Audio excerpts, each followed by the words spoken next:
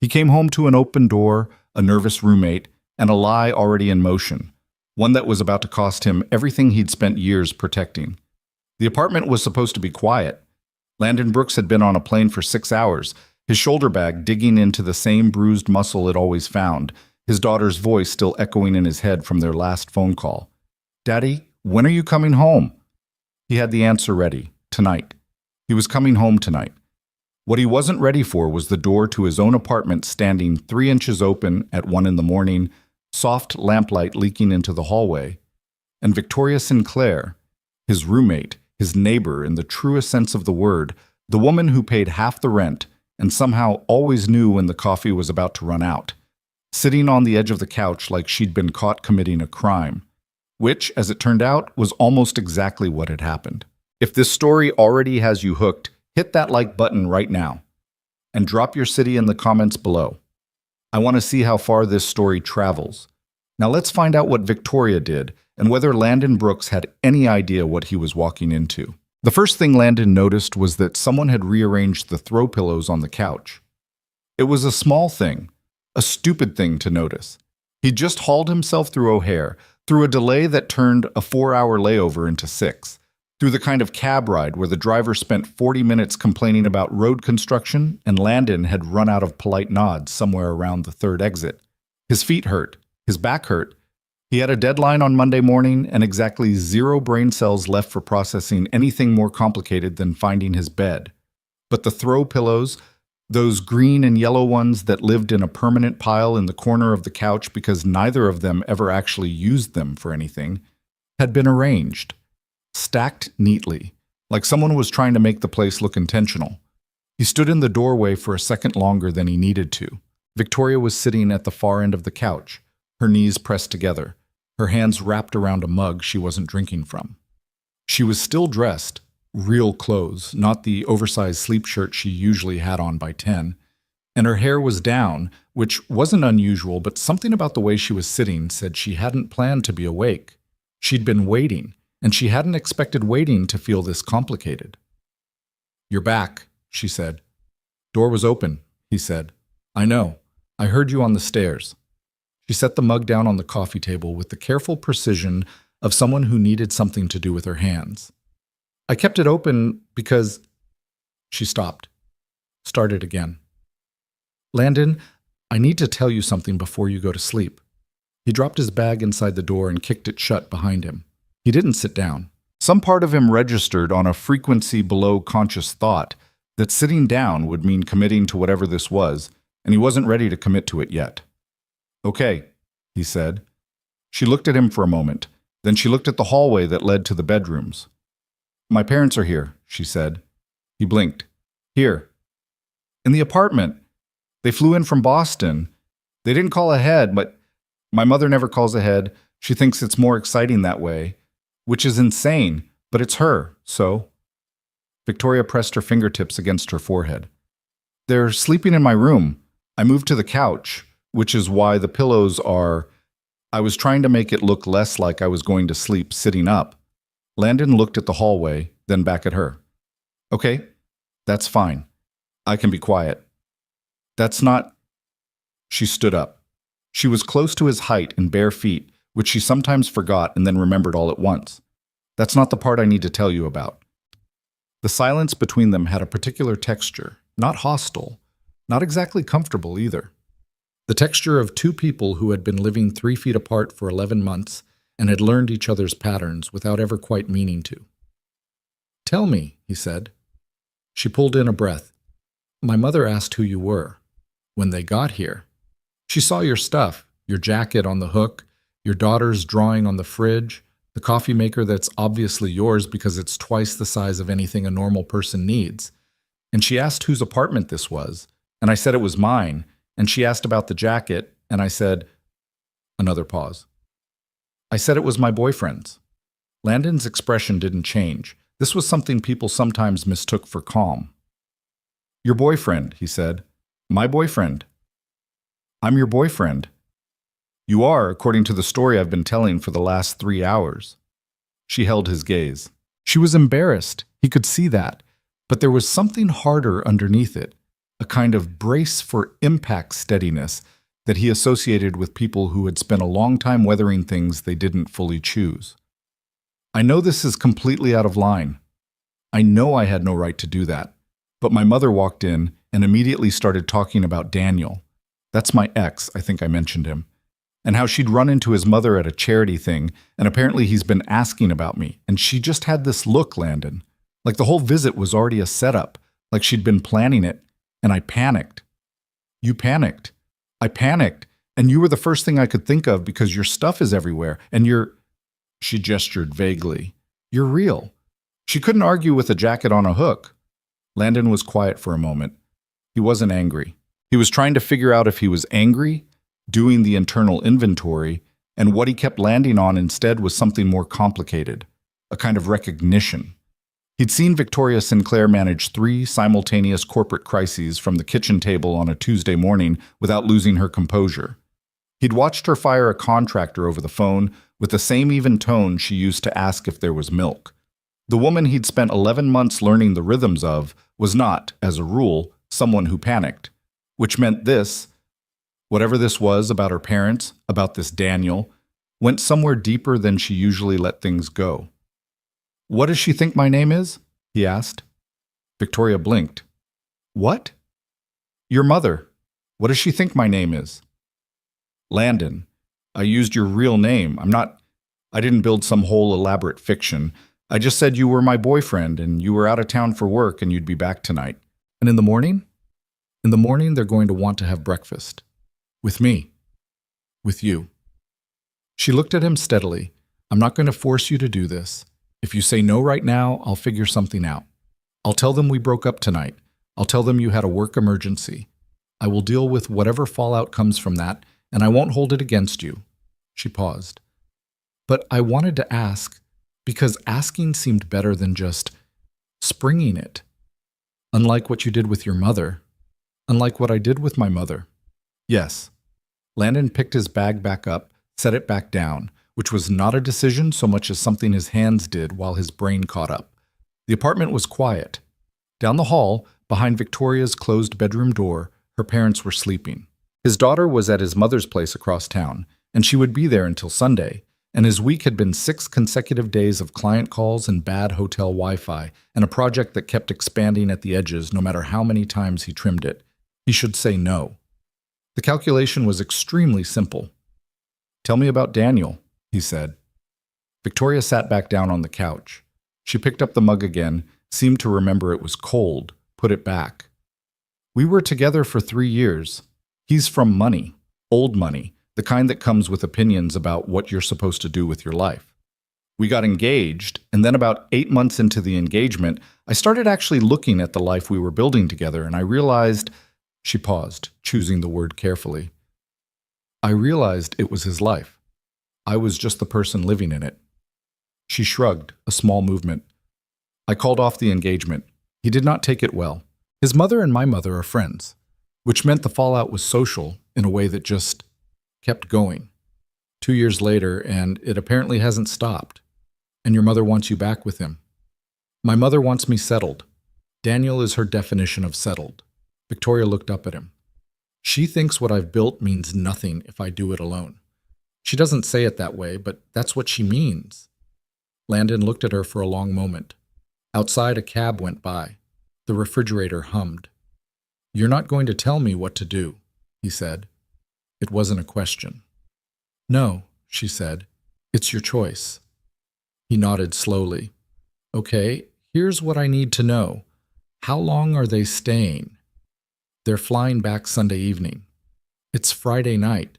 Saturday morning, technically. So 2 days. 2 days. He picked up his bag again, this time with purpose. I'm going to sleep. We'll figure out the details tomorrow before they're up. He started toward his room, then stopped. One thing. She looked at him. Next time you tell your mother I'm your boyfriend, maybe give me a heads up before I've been sitting in an airport for 6 hours. Victoria exhaled, not quite a laugh, but something adjacent to it. Noted. He went to his room. He did not figure out immediately why he'd said yes. He lay in the dark for a while and tried to locate the decision the way you locate something you've misplaced, moving through the logic of it, expecting to find the reasonable explanation at the end. He didn't. What he found instead, somewhere in the space between exhaustion and sleep, was that the look on her face when she said "I panicked" had been entirely unguarded. And there was something about Victoria Sinclair being unguarded that he had been, without quite naming it, waiting to see. He fell asleep before he could interrogate that further.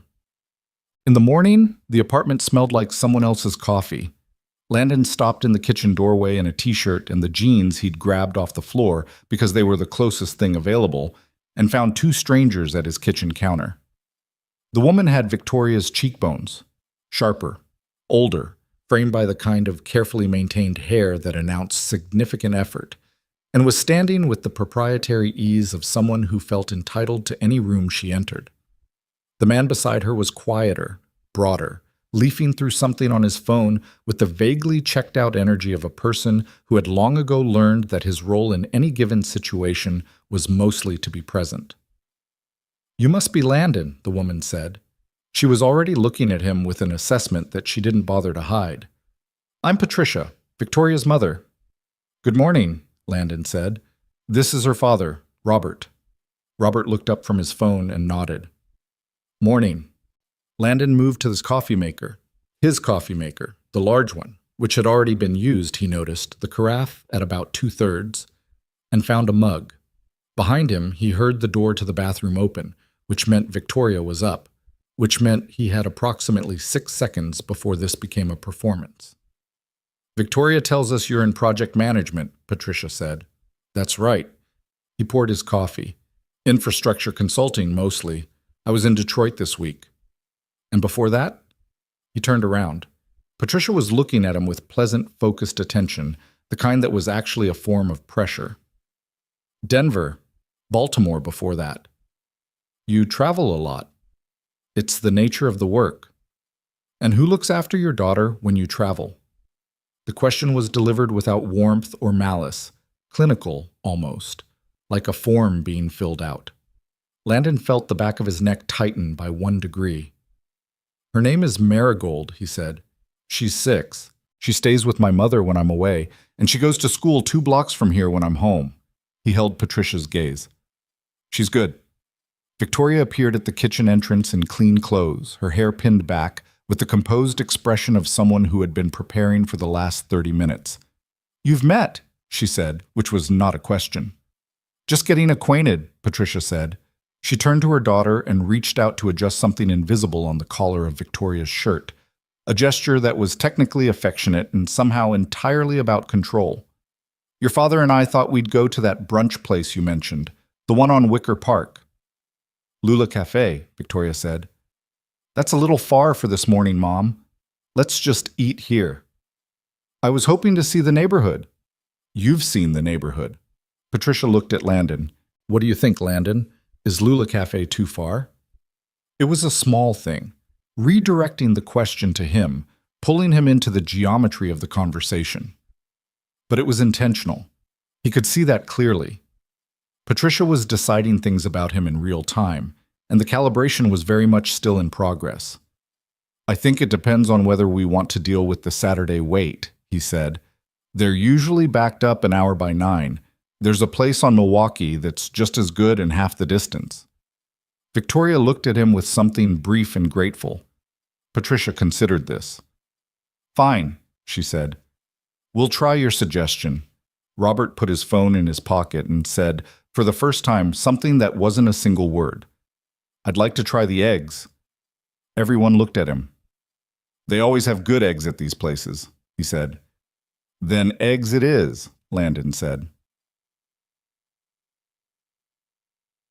The place on Milwaukee was called Hendricks and Company, and it was the kind of neighborhood spot that had survived 2 rounds of gentrification by being consistently excellent without trying to be anything more than what it was. Mismatched chairs, a chalkboard menu, the particular warmth of a room that was always slightly too full. Landon had been coming here for 3 years.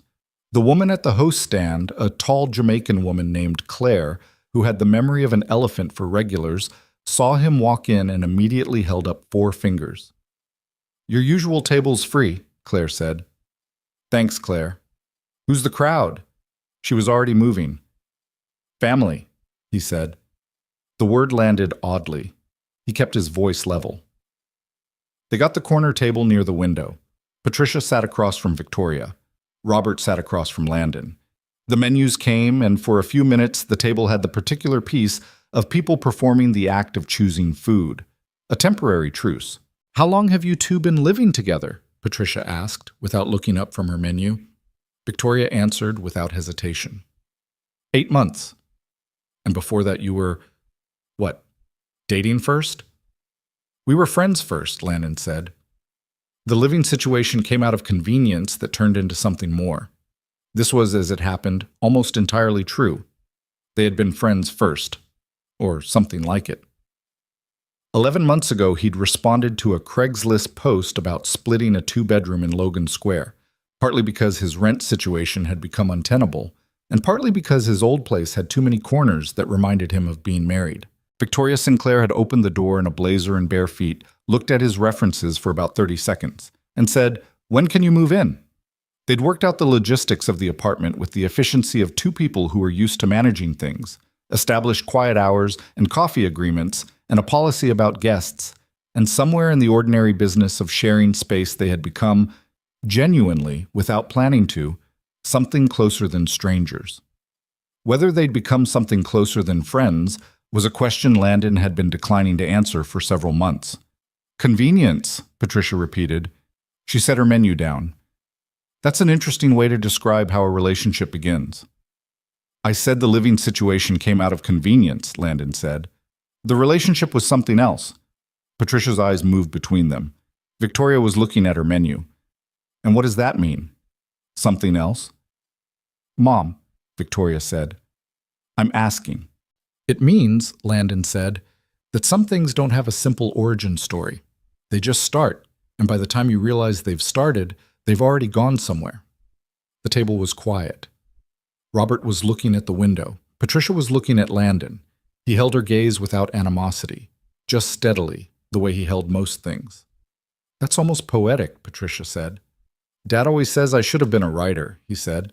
I tell him the money's better in infrastructure. Robert laughed.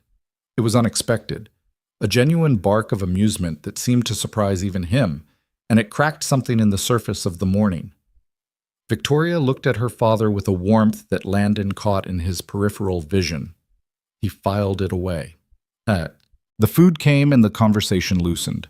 Robert did, in fact, order eggs, a proper skillet with sausage and a side of toast, and ate them with the uncomplicated satisfaction of a man whose requirements were straightforward. Patricia asked about Landon's work with a continued directness that he understood was not hostility, but rather her particular mode of attention. She was a woman who had formed opinions before she had information, and she was now acquiring information to see if the opinions required adjustment. He found this on some level recognizable. He'd known people like this. He answered her questions the way he'd learned to answer difficult client questions, straight, without embellishment, without defensive hedging. Where he'd grown up, what had happened with his marriage, what it was actually like to be a single father at 32. You said your ex-wife left, Patricia said. What does that mean for your daughter? Does she see her mother? Patricia, Robert said in the tone of a man who had issued this particular warning before and held no particular hope. She sees her mother, Landon said.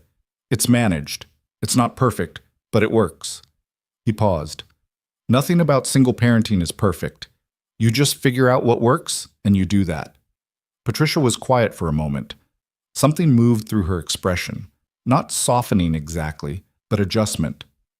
Victoria's father travels, she said. He was gone most of her childhood. She managed. Victoria's expression stayed neutral, but Landon noticed that she'd stopped eating.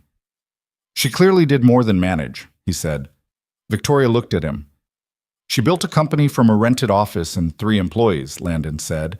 She manages 40-some people now, and she does it well. I see it. She's good at it. He looked at Patricia. You should hear her on a call sometime. It's something. The silence that followed was a different kind than the ones before it.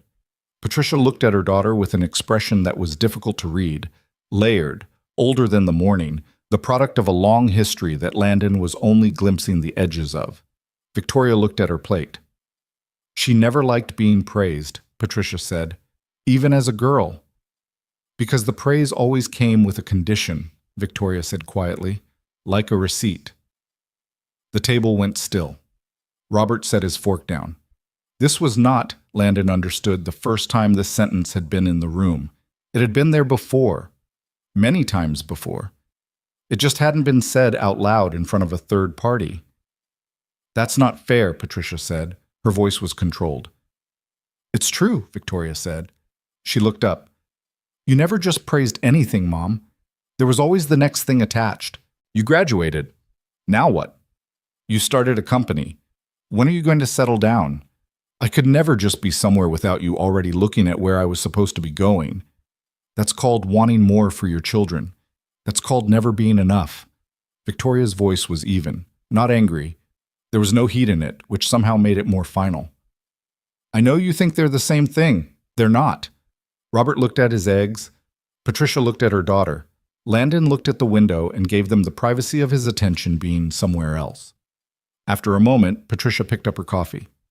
I'm not going to do this in a restaurant, she said. No, Victoria agreed. We're not. The meal finished the way meals finish after things have been said. With the careful maintenance of ordinary conversation, questions about weather and logistics and plans for the afternoon. But something had shifted.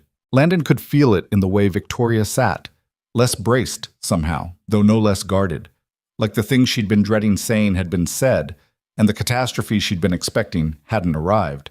Not yet, anyway. Saturday afternoon settled into the particular awkward rhythm of people sharing space who hadn't planned to. Patricia announced she wanted to see the farmers market at Logan Square, and Robert said he'd stay back and rest, which was clearly a statement about his preferred relationship to farmers markets generally. Victoria went with her mother. Landon stayed with Robert, which was either fortunate or deeply uncomfortable depending on how you looked at it. Robert sat in the armchair near the window with his book and his refilled coffee and seemed prepared to stay there indefinitely, which Landon respected. He sat at the kitchen table with his laptop and tried to make progress on the Monday deadline, and mostly failed because his concentration had the texture of wet sand.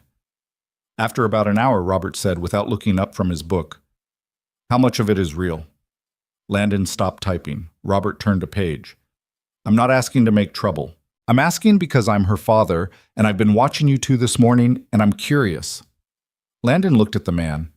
Robert had the same eyes as Victoria, dark brown, observant, and with a quality of patience that you didn't often see.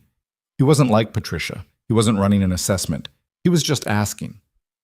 "That's a complicated question," Landon said. "Most honest questions are." Landon sat back. Outside, a dog barked twice and stopped. "I genuinely care about her," he said. "I have for a while. What form that takes is—" He shook his head. "Still being figured out." Robert nodded. He turned another page.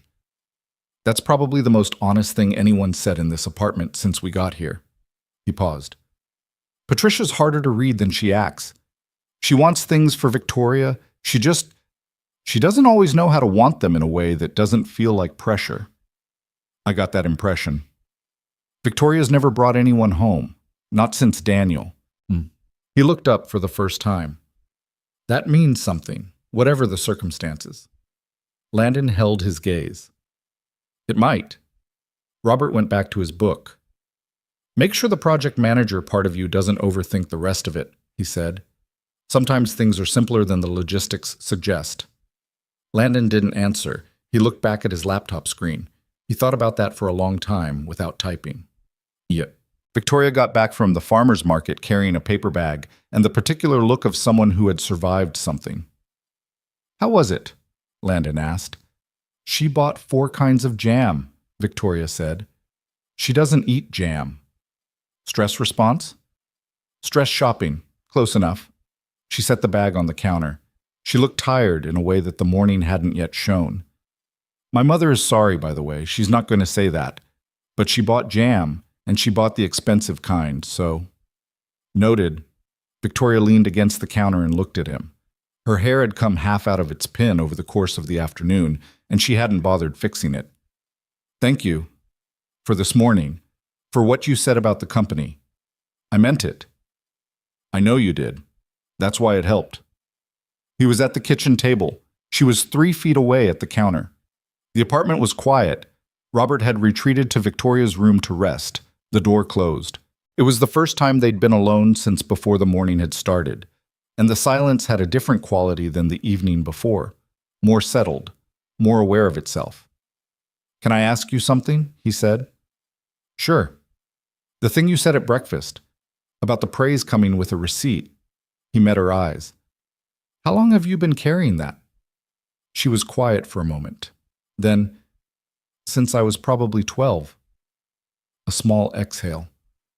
"I was a good student, really good, and every time I did something well, my mother would celebrate it and then immediately redirect to the next thing I was supposed to be working on.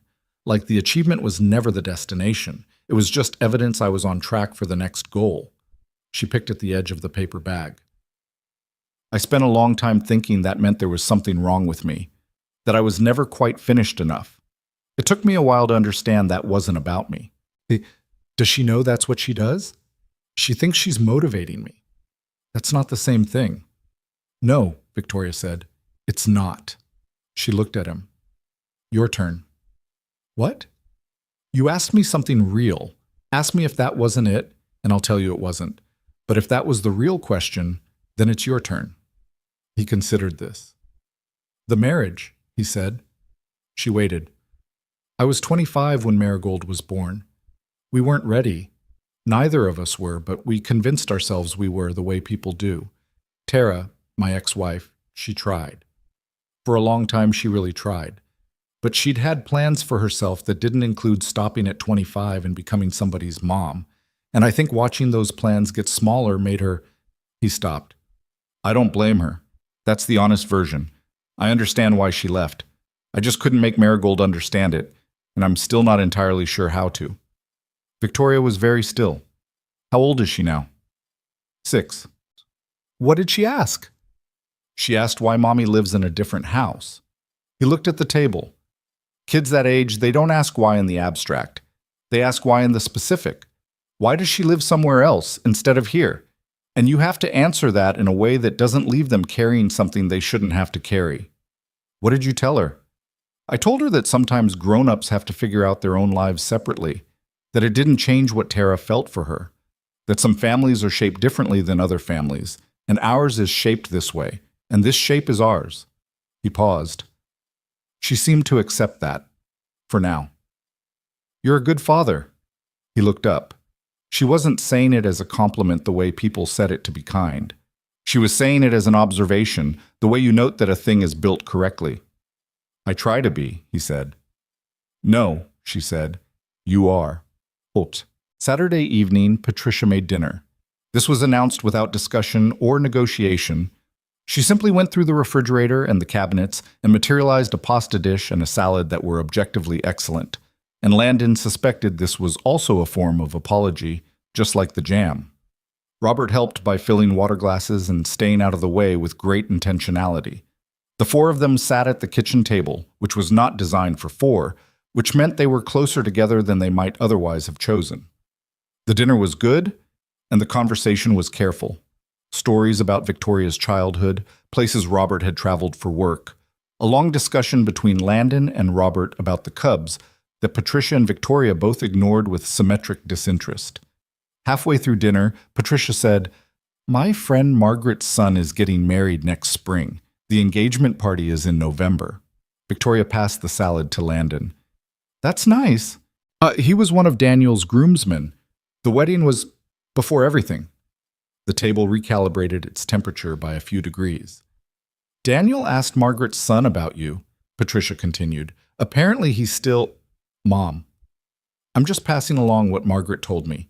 I don't want to hear what Daniel's still anything," Victoria said. Her voice was level and final. "I don't want to hear what he's doing or thinking or asking about. I have made that clear. He's doing well for himself. He was always doing well for himself. That was never the problem." Victoria set her fork down. "The problem was that I wasn't allowed to be doing well for myself at the same time. You know that. You watched it." Patricia's jaw tightened. "I watched you walk away from a perfectly good—" "I walked away from a perfectly good cage." Victoria's voice did not rise. "And I am not going back into one. Not for Daniel. Not for you. Not for the sake of what it looks like to Margaret or anyone else." The table was quiet. Outside, a siren passed and faded. Robert said quietly, "Patricia." Patricia looked at her husband. Something moved between them, the compressed private language of a long marriage. She picked up her fork. She ate. She did not bring up Daniel again. Landon, for his part, said nothing. He ate his pasta.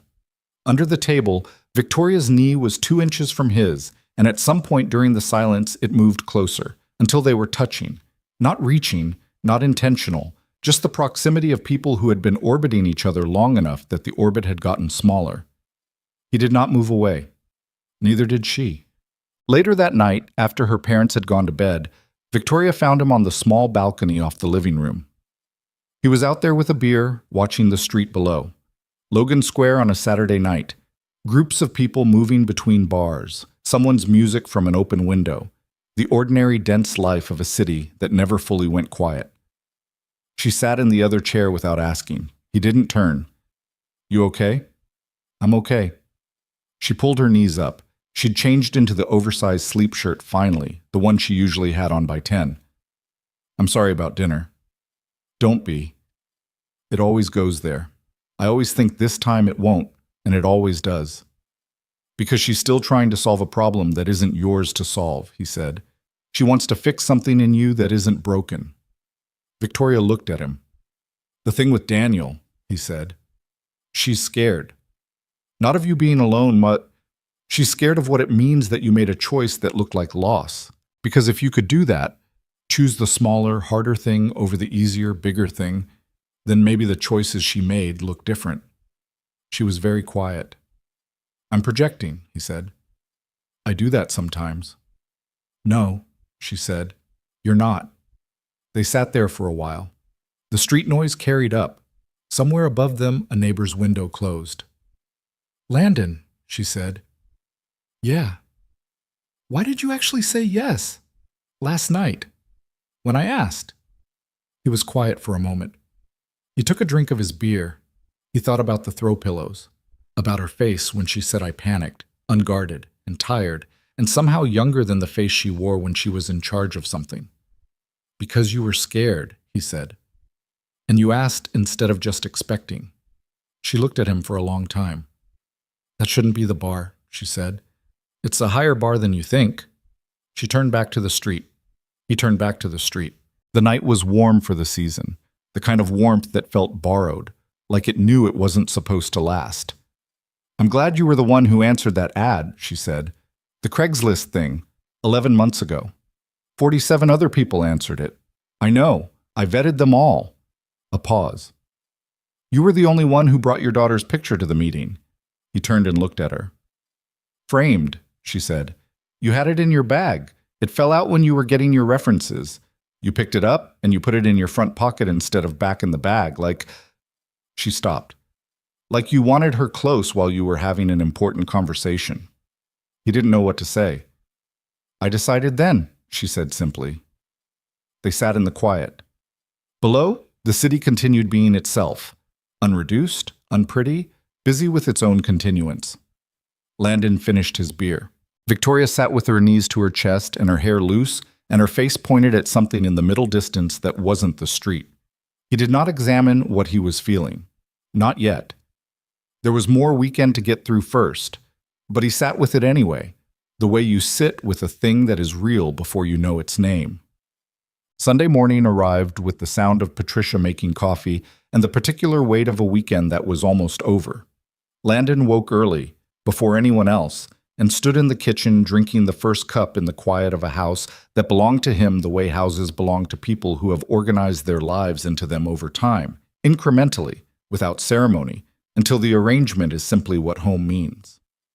He thought about Marigold, who he'd talked to on the phone yesterday afternoon in his room while the family was occupied, who had told him at great and enthusiastic length about a frog she had named Gerald, who lived near his mother's back porch. He was still thinking about Gerald the frog when Patricia appeared in the kitchen in a robe, moving with the careful quiet of a woman who was aware she was a guest in someone else's space, which was, he thought, probably new for her. She looked at him. He looked at her. "There's enough for 2 cups," he said, gesturing at the carafe. She poured herself a mug and stood at the counter across from him, and for a minute neither of them said anything. The morning light was doing the thing it did in this kitchen on clear days, coming through the east window at a long angle, making the ordinary objects on the counter look specific and chosen. "She's happy," Patricia said. I'm not always good at seeing that when it's in front of me, but she is."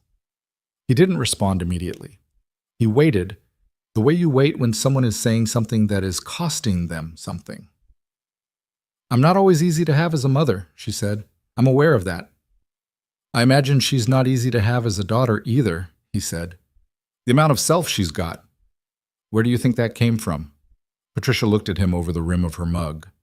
"She pushes back because she learned to," he said. "Someone taught her it was worth doing." Patricia considered this for a long moment. Then she said, "You're clever." "I'm just paying attention." "That's the same thing, mostly." He smiled. She didn't quite smile back, but something in her expression settled. "Don't disappoint her," she said. Not as a threat, as a statement of stakes. "I'll do my best not to." She nodded once and took her coffee to the window. The morning continued around them, ordinary, unresolved, carrying all the things the weekend had put into it forward into the week.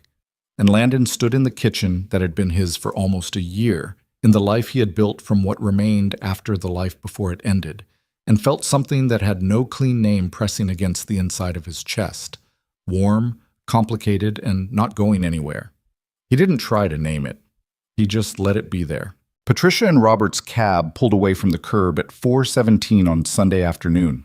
Landon watched it from the window above the street, one hand on the frame, the curtain pulled back just enough.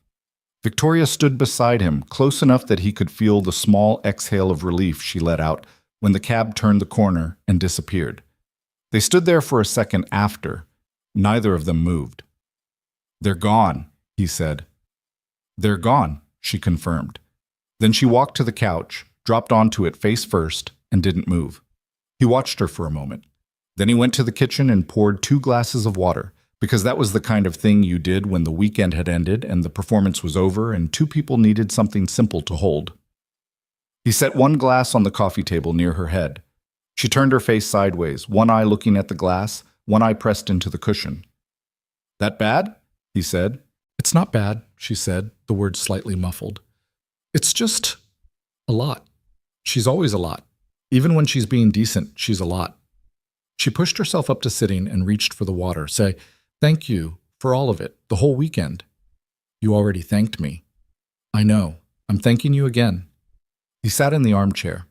The apartment had a particular quality now, the specific silence of a space returning to itself after being occupied by too many people, the air slowly settling back into its usual arrangement.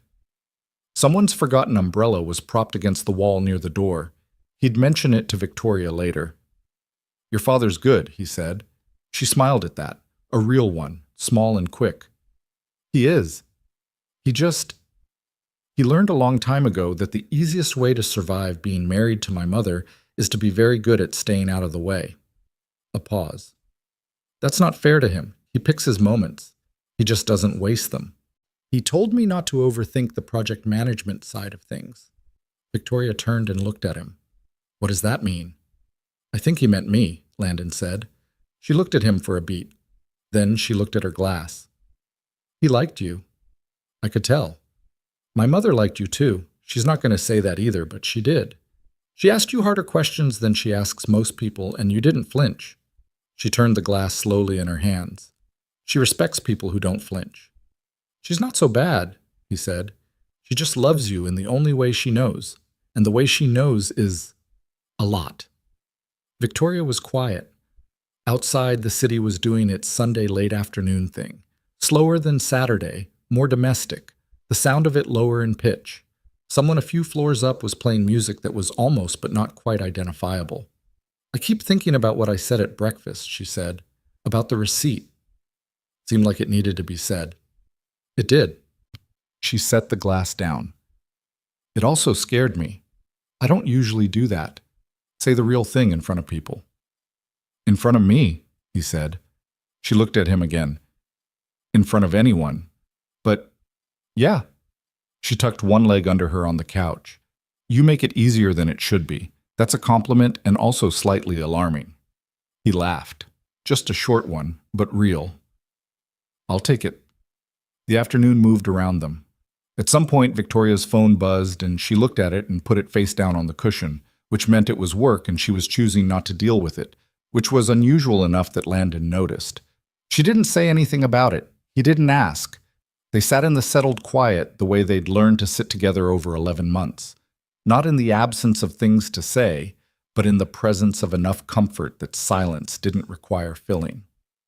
Eventually, she picked up the phone after all and looked at it. He watched her expression shift, something flattening behind the eyes. What? He said. She turned the phone over in her hand. My mother texted. She's already in the cab to the airport.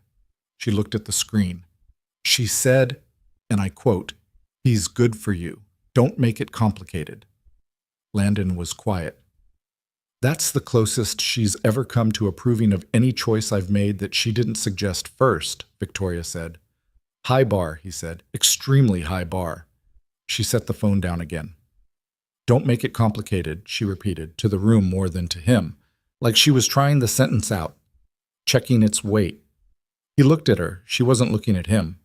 She was looking at some middle distance that had something in it she was working through alone, which was her way, and he knew her well enough now to let her have it.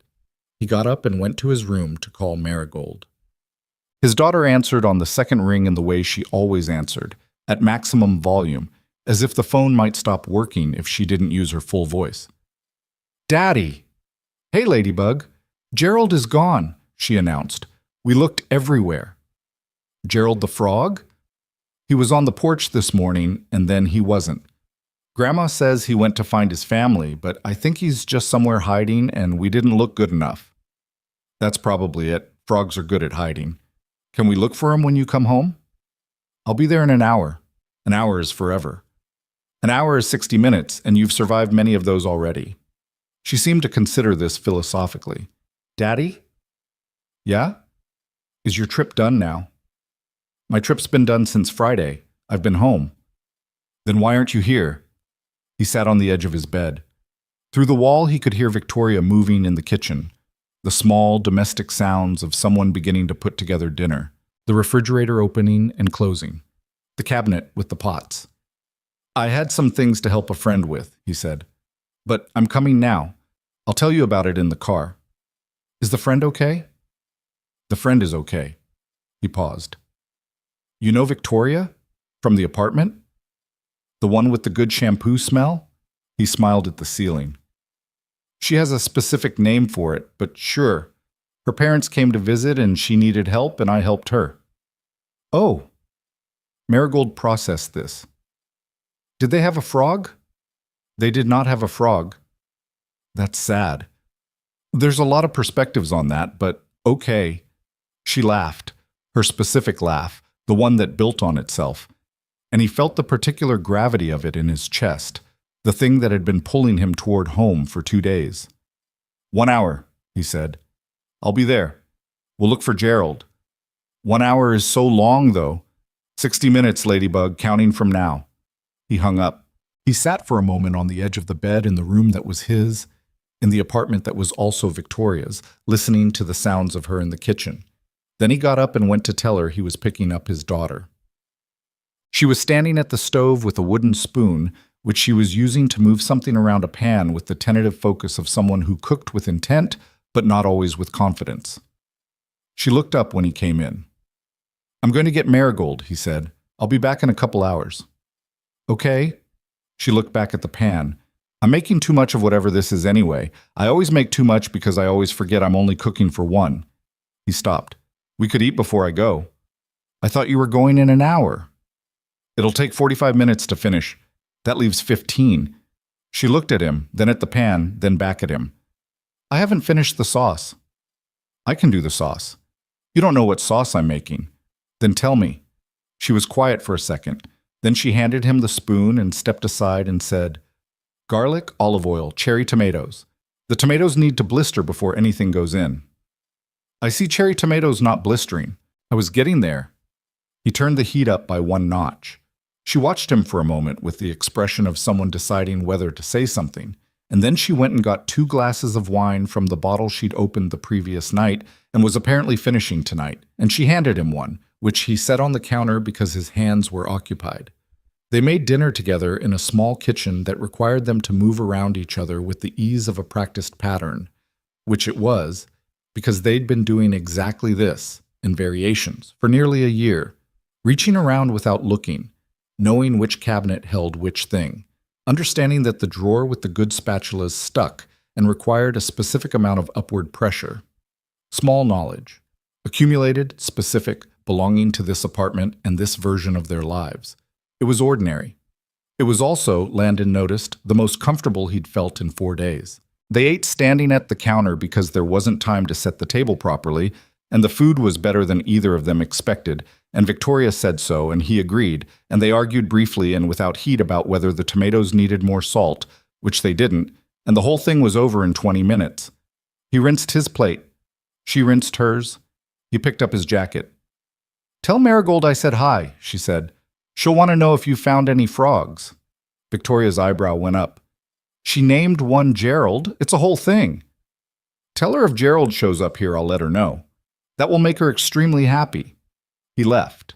He drove across town to his mother's house in the November dusk, parked in front of the old 2-flat that still had the same peeling paint on the porch railing that it had had when he was 12, and got out of the car and barely had time to close the door before Marigold was down the porch steps and running at him in the way 6-year-olds run, fully committed, not managing velocity, just going. He caught her. She smelled like his mother's detergent and something crayon adjacent.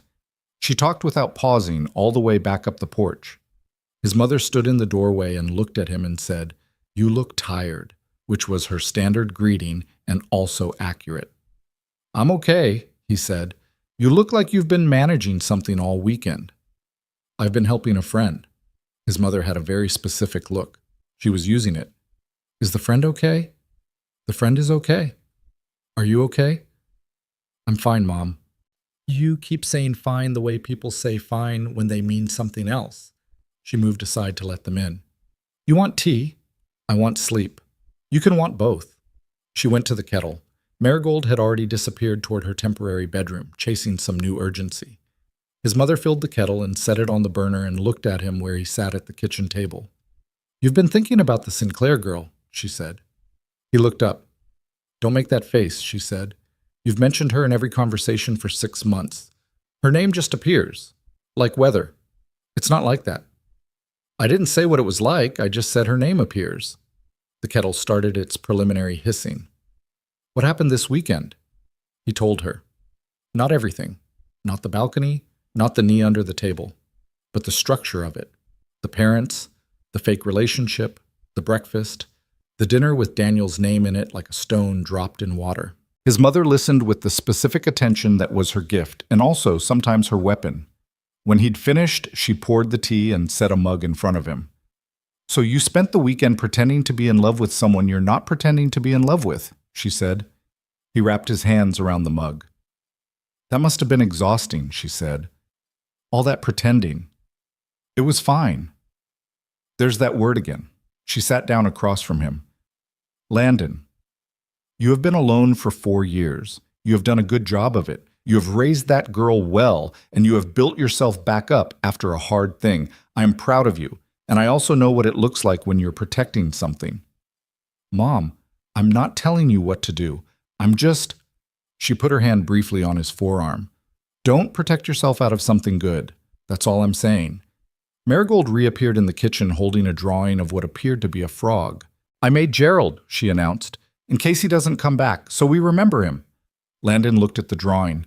The frog had 6 legs and very intense eyes and was outlined in purple crayon. "That's a good Gerald," he said. "Can Victoria see it?" He looked at his daughter. "Why?" Marigold shrugged with the totality that only small children can muster. "You said she said hi, so she's nice, and Gerald is important." His mother was looking at him over her mug with an expression that contained a full editorial. "Sure," he said. "We can show her." Quote, the following week was normal, which made it strange.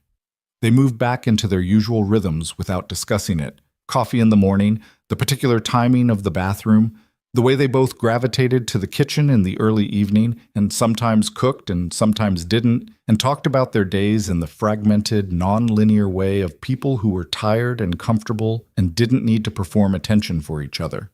The weekend had happened, and then the weekend was over, and the apartment was the same apartment it had always been, except that it wasn't quite.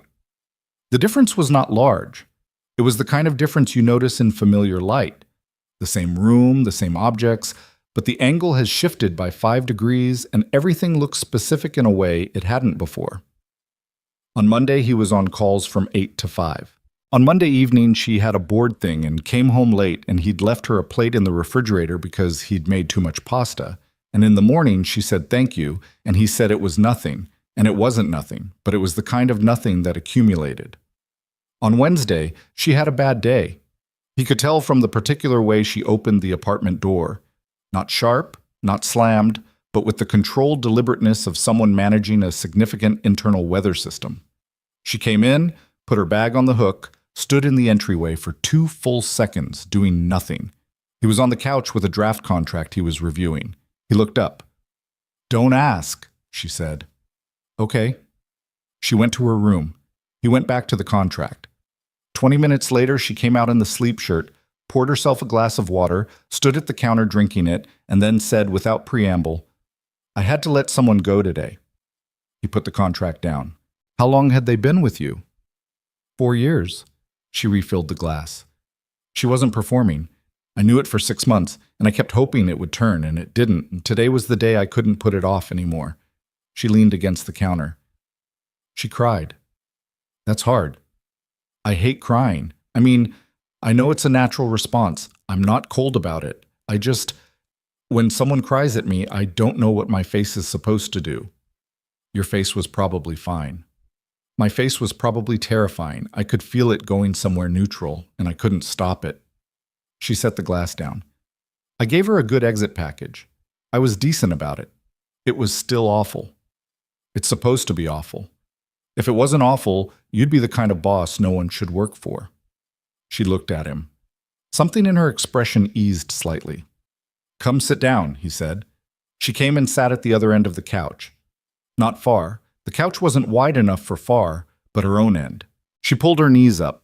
He picked up the contract and then put it back down because it was clearly not the moment. "Can I ask you something work-related?" she said. "Sure. Do your clients ever push back on your assessments, even when you've given them every reason to trust you? Weekly? How do you deal with it without losing your mind?"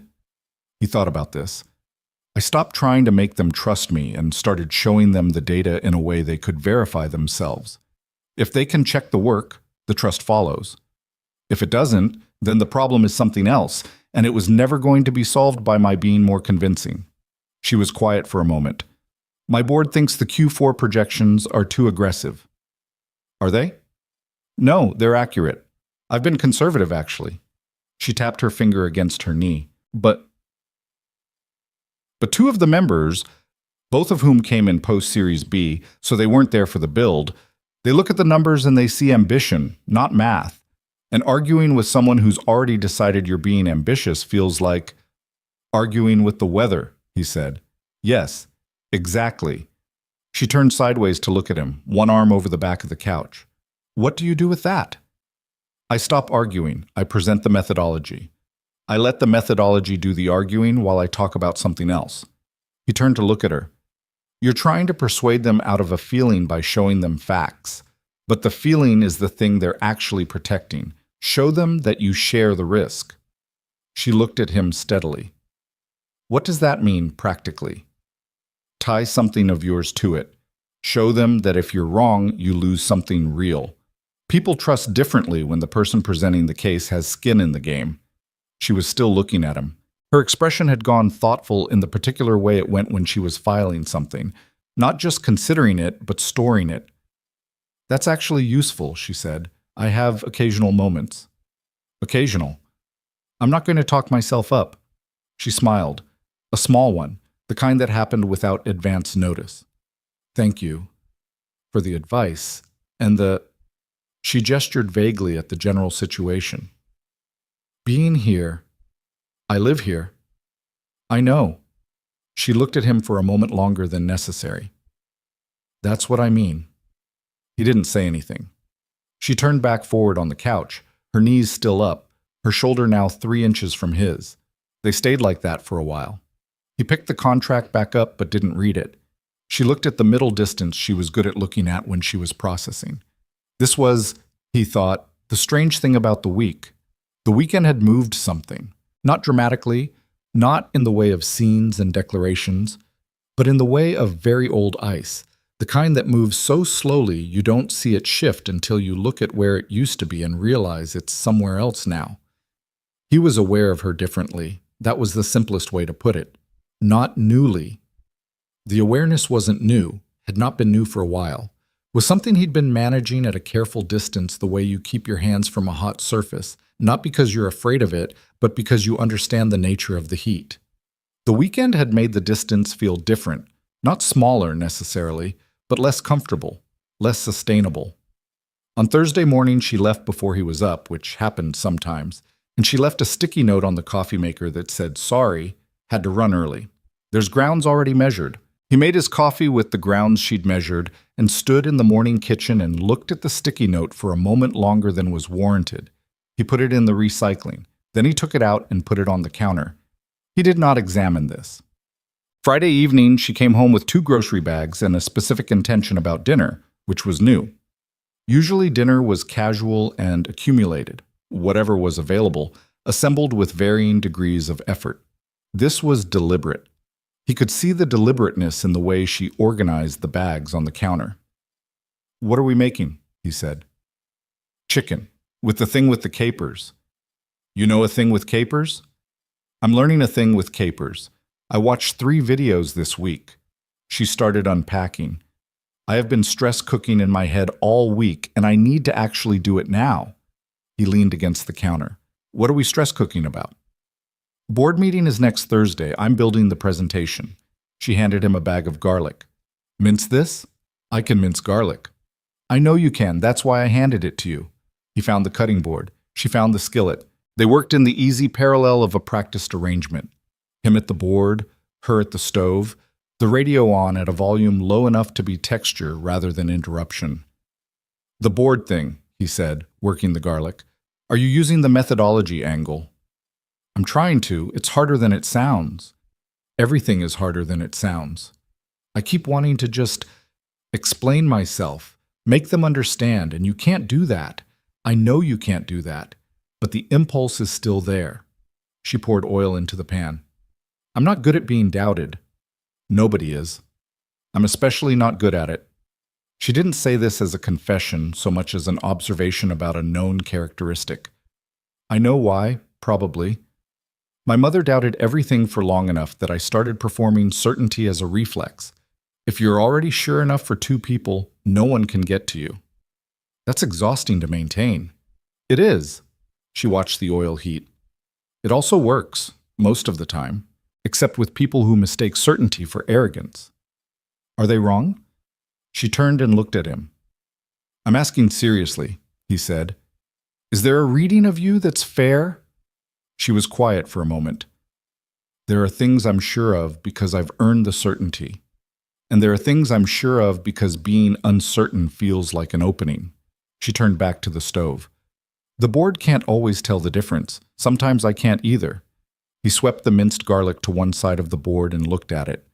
"The presentation should lead with the uncertainty," he said. "Not the certainty. Show them where you think you might be wrong and why you're betting on the projections anyway. People trust judgment more than they trust confidence." She was still. "If you open with, 'Here's what I know,' they'll look for holes. If you open with, 'Here's what I don't know, and here's why I believe we're right anyway,' there's nothing to find holes in. You've already named them." She turned around. She was looking at him with the expression she got when something had landed precisely. "You're good at this," she said. "At what?" "At seeing how things should be arranged." She held his gaze. "Not just work things." The oil was starting to smoke slightly. She turned back to the stove and adjusted the heat, and the moment shifted, as moments do, into the ongoing business of cooking dinner. But it lingered at the edge of the room, the way things do when they've been said in good faith and don't require response. They ate at the table this time, properly, with the candle she'd found in a drawer lit in the middle because she said it looked better, and he didn't argue. The chicken was good. The capers worked. She was pleased about it, and he told her so, and she said she was going to try the video person's carbonara next, which was ambitious, but he chose not to say so. Marigold's drawing of Gerald the Frog was still on the refrigerator where he'd put it on Monday. Victoria had come home that night to find it there, and stood at the fridge looking at it, and then turned to him with an expression that was soft in a way she didn't often allow in direct view, and said, "6 legs?" And he said Gerald had a lot going on, and she'd laughed. A real one, unmanaged, the kind that changed her whole face. He thought about that laugh over dinner, while she was talking about the carbonara plans. He thought about his mother's hands on his forearm, and the things she'd said about protecting yourself out of something good. He thought about the feeling that had been pressing against the inside of his chest for a week now. Warm, complicated, increasingly inconvenient. He thought about the fact that they were two people who had told a lie for a weekend, and the lie had ended, and none of the feeling had gone with it. "Hey," she said. He refocused. "Sorry. You went somewhere." "I'm back." She looked at him for a moment. Something moved through her expression. Awareness, he thought, of the same territory. The same careful distance and what it was costing to maintain it. "The board presentation," she said, returning to something safer. "Will you look at it before Thursday?" "Send it when it's ready." "I might argue with your notes. You argue with most things. Only when I'm right." "Which is often enough to be statistically significant," he said. She looked pleased about that in a way she didn't entirely conceal. She picked up her wine. He picked up his water. Outside, the November night was doing its thing, cold and particular and full of the sound of a city that continued regardless. He looked at her across the table. She was looking at her wine. He had the brief, specific thought that this table was the right size, that the candle was in a good position, that there was nowhere else he'd rather be than in this apartment on this evening, with this woman who was not his girlfriend and was also becoming very difficult to think of as simply his roommate. He did not say any of this. He picked up his fork and went back to the chicken, and the conversation moved forward the way conversations do between people who are in the middle of something they haven't yet named. But it was in the room with them. It had been all week. It wasn't going anywhere. The board presentation went well. Victoria texted him from the elevator on her way out of the building. Just 3 words. They bought it.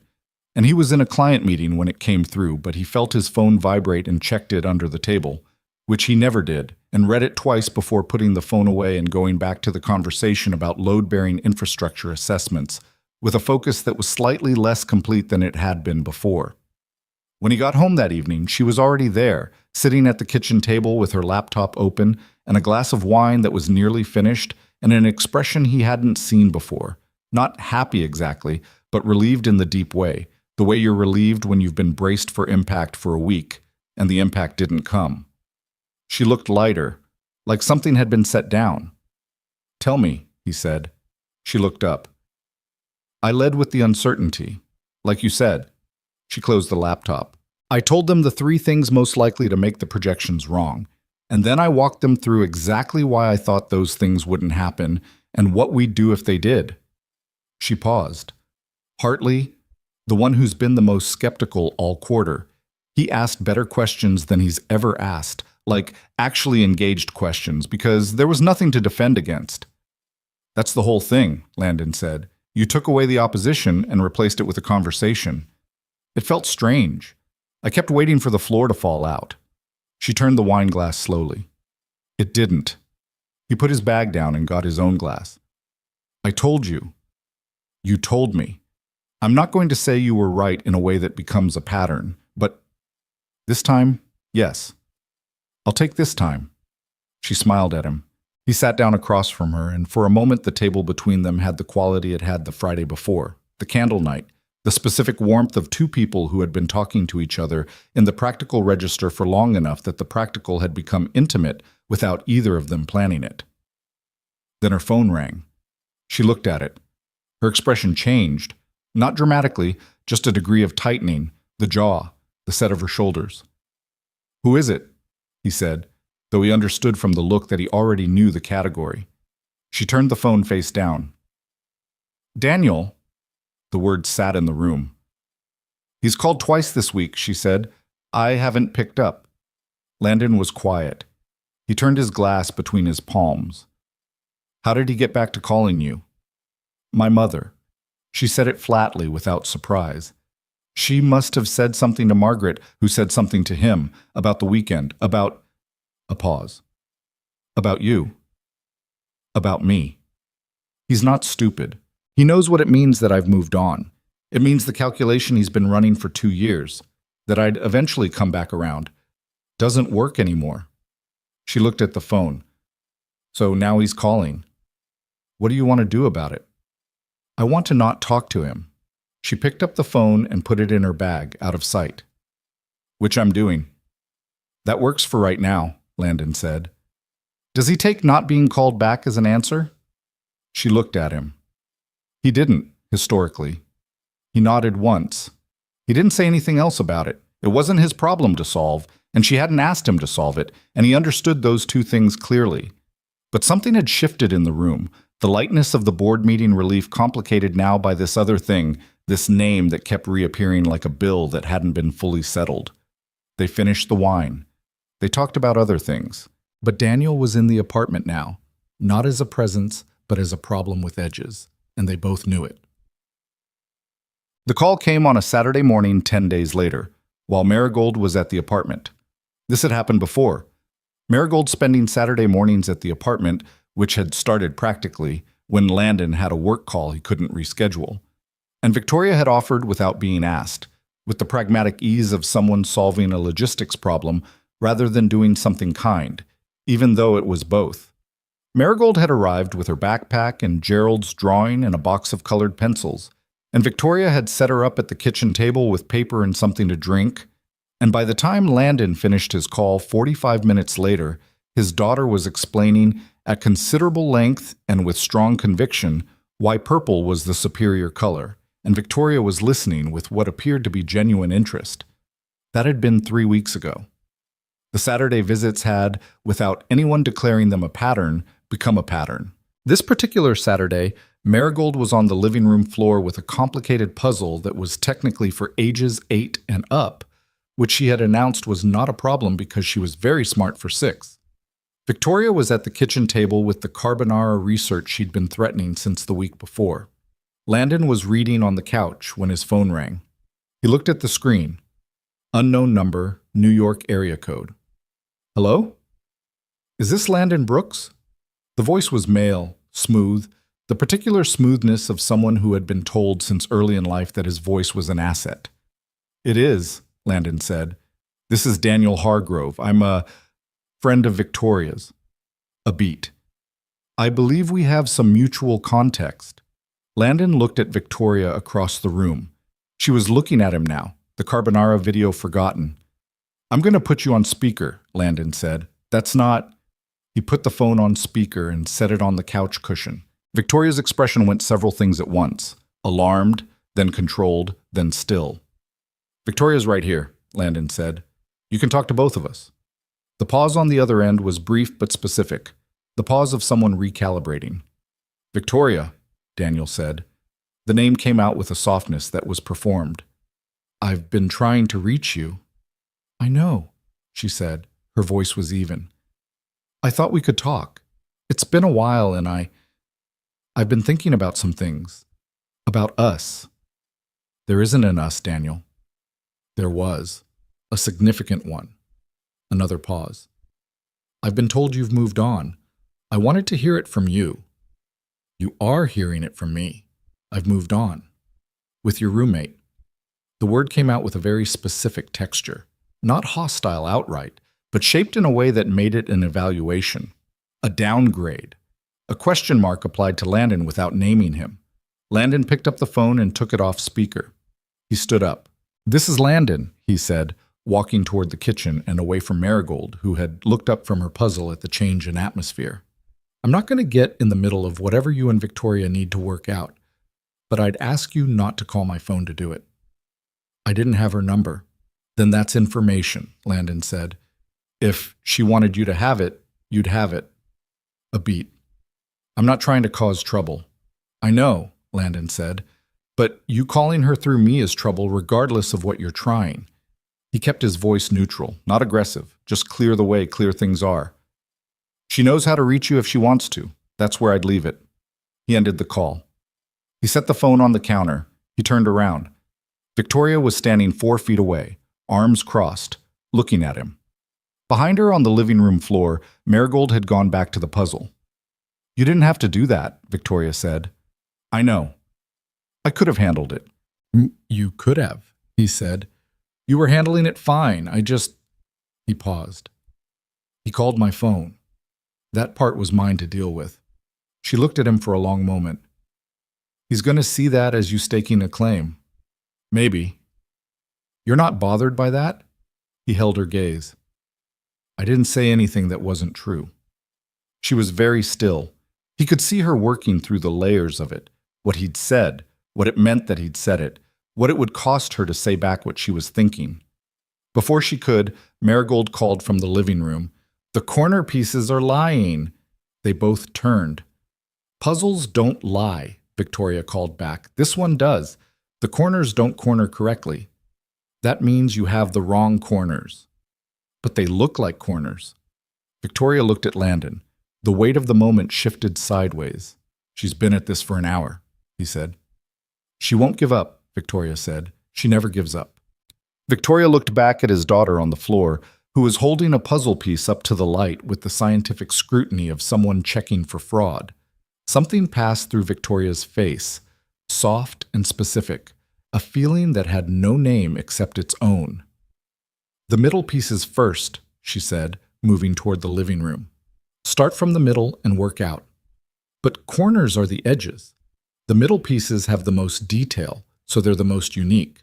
You find them first, and then the edges follow.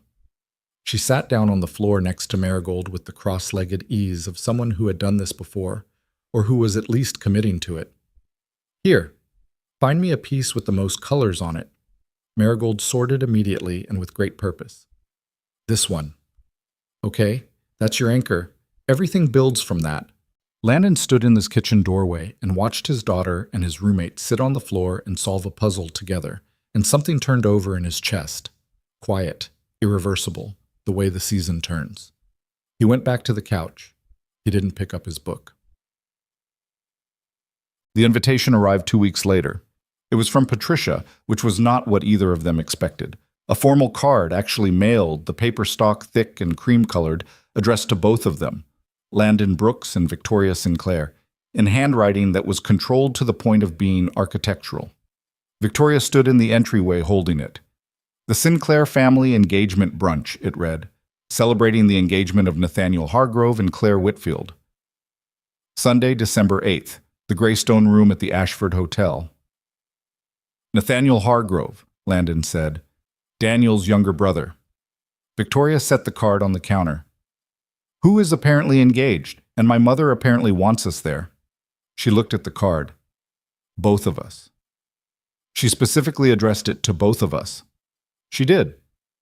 Daniel will be there. He'll be the best man, Victoria said, or close to it. He and Nathaniel are close, the way families with money are close. In public, at events, with people watching.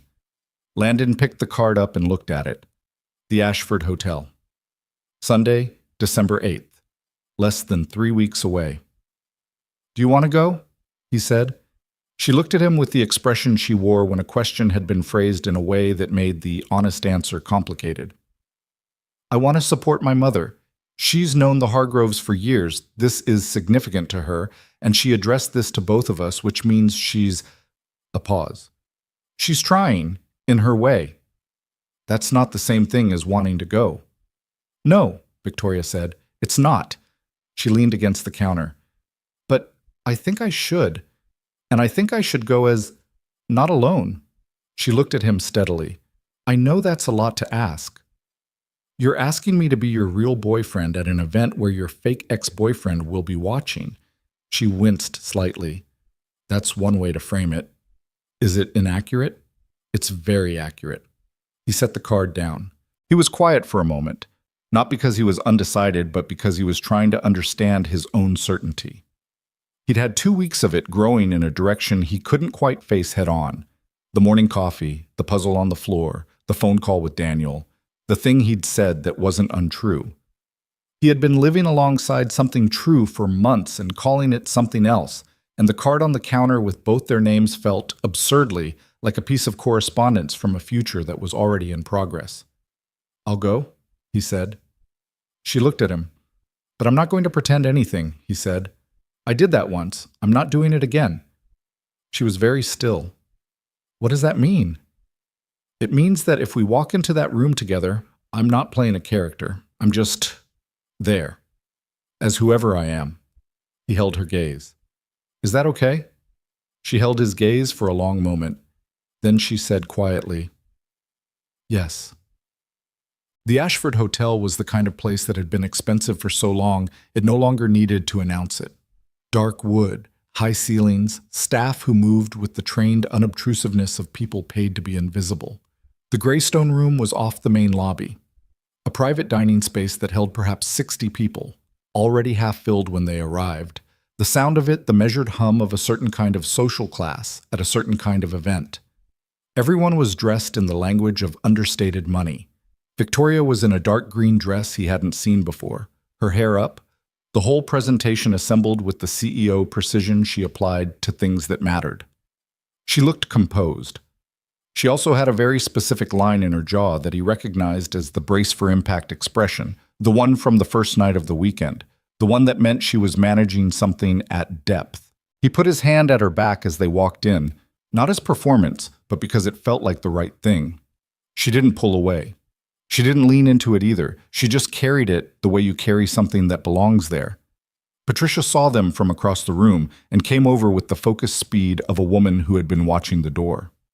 She was in navy, and she looked, he noticed, at their general configuration before she looked at either of their faces, the quick parental assessment of proximity and posture. Whatever she clocked, it seemed to settle something in her. "You came," she said, and hugged her daughter, which lasted 1 second longer than Patricia's hugs usually lasted based on the weekend sample size. "We came," Victoria said. Patricia looked at Landon. "I'm glad," she said, simply, without the layered architecture of their breakfast conversation. Just glad. "Congratulations to the family," he said. "Nathaniel is very happy. Claire is lovely." She touched Victoria's arm briefly. "Come meet her. I want you to meet her before it fills up." They were steered into the room, and for the next 20 minutes the event was just an event. Introductions, champagne, the general choreography of a family gathering where several subgroups were navigating different histories. Nathaniel was a younger, less constructed version of Daniel, with the same strong jaw but looser around the edges, genuinely warm in a way that felt earned rather than performed. Claire was bright and nervous and clearly head over heels, the kind of person who looked at their fiancé every few minutes to anchor themselves. Robert was there, quiet and pleased, with the energy of a man relieved that something was happening that didn't require him to manage anyone's feelings. And then Daniel was there. Landon felt it before he saw it. The way Victoria's posture shifted beside him, not dramatically, just a millimeter of recalibration. The same adjustment you make when something enters a room that your body registers before your brain catches up. Daniel Hargrove was tall and deliberately assembled, the kind of man who wore a suit like it was a position statement. He was good-looking in the conventional, symmetrical way of someone whose advantages had always been legible. He crossed the room with the ease of a person who had never, in his adult life, been uncertain about whether he belonged somewhere. He saw Victoria first, then he saw Landon. Then he looked at the space between them, and something in his expression reorganized. "Victoria," he said. He kissed her cheek in the European manner, the move of a man reclaiming a vocabulary. "You look extraordinary." "Thank you," she said, even, composed. "Congratulations on Nathaniel. He's over the moon." Daniel's eyes moved to Landon. "And this is—" "Landon," Landon said. He extended his hand. Daniel shook it. The handshake was the kind that measured itself. I believe we spoke on the phone. We did. You were very clear. There was something underneath this, but not hostility exactly, but the specific friction of a man unaccustomed to being clearly told a thing. It seemed like the situation called for it, Landon said. Daniel looked at him for a moment. Then he looked at Victoria. I've been hoping we could talk, at some point, without intermediaries. I don't think we need to, Victoria said. Just a few minutes. There are things I'd like to say. Daniel, 5 minutes, he said. I'm not asking for more than that. The table nearby was filling. Patricia was watching from across the room with the deliberately casual attention of someone performing not watching. Robert had spotted what was happening and had the look of a man deciding whether his moment had arrived. You can say what you want to say, Victoria said. Right here. Daniel's jaw tightened slightly. He looked at Landon with the specific expression of a man who wanted a private conversation and was being denied one, and was trying to decide how that reflected on him. I made mistakes, he said, still looking at Landon, then back to Victoria. When we were together, I had certain expectations that weren't fair. I understood what you were building, and I didn't make enough room for it. Victoria was quiet. I'm not asking to undo anything, Daniel continued. I just want you to know that I understand it now. What I was. And I'm different. He paused. I think we could have been something that worked. We were something, Victoria said. Her voice was steady. We were something for 3 years and it didn't work. Not because you weren't trying. I believe you were. But because the version of me that fit the life you wanted isn't the version of me that exists. She held his gaze. You would have needed me to be smaller. You wouldn't have meant to. But you would have. Daniel looked at her. Something moved in his expression. Not anger, not the thing Landon had half prepared for, something more complicated. The look of a man who had received honest information and was encountering the specific pain of recognizing it as true. You've thought about this, he said. For 2 years, she said. Yes. He was quiet for a moment. Then he looked at Landon, a longer look, the look of a man doing a real assessment, not the performance of one. You're good for her, he said. The words came out with effort. The effort made them credible. Landon didn't know what he'd expected Daniel Hargrove to be, but he hadn't expected this. The grace of it, imperfect and visible. The grace of a person saying the true thing in a situation where the easier thing was available. I'm trying to be, Landon said. Daniel nodded once. He looked at Victoria. I wish you well. I mean that. He moved back toward the center of the room. The 3 of them had been in their own world for 5 minutes, and now they were back in the general event, the hum of other conversations rising back around them. And Victoria was exhaling slowly beside him, her shoulder touching his, the green dress and the careful hair, and the exhale of a woman who had just said out loud a thing that had been finished for a long time, but had never been properly closed. You okay? He said. Yeah. She took a breath. Yeah, I am. You said it well. I was terrified. It didn't show. It always shows. She turned to look at him. Her eyes were bright, not with tears, just with the particular brightness of a person who has just spent real courage and is still upright. It just shows in a way most people don't recognize. He looked at her.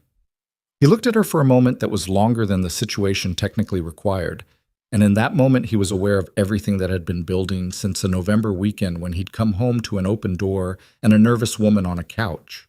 All of it, the coffee and the wine and the sticky note and the puzzle and the phone call and the dinner and the candle and the knee 2 inches from his under a table, and he was aware that they had come to a place that was no longer theoretical. She was looking at him. He said, I need to tell you something. The room continued its hum around them. Glasses clinked. Somewhere behind them, Patricia laughed at something Robert said. Okay, Victoria said. I said on the phone to Daniel, when I told him she knows how to reach you if she wants to. That was... He paused. He was not good at this in the prepared speech way. He was better at it in the doing it way.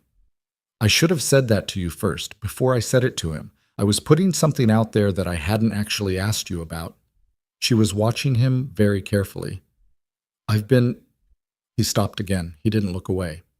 I've been in the vicinity of this for a while and not saying it because the apartment works and Marigold likes you and I'm 32 years old and I have been wrong about a significant thing before and the cost of that was not mine alone.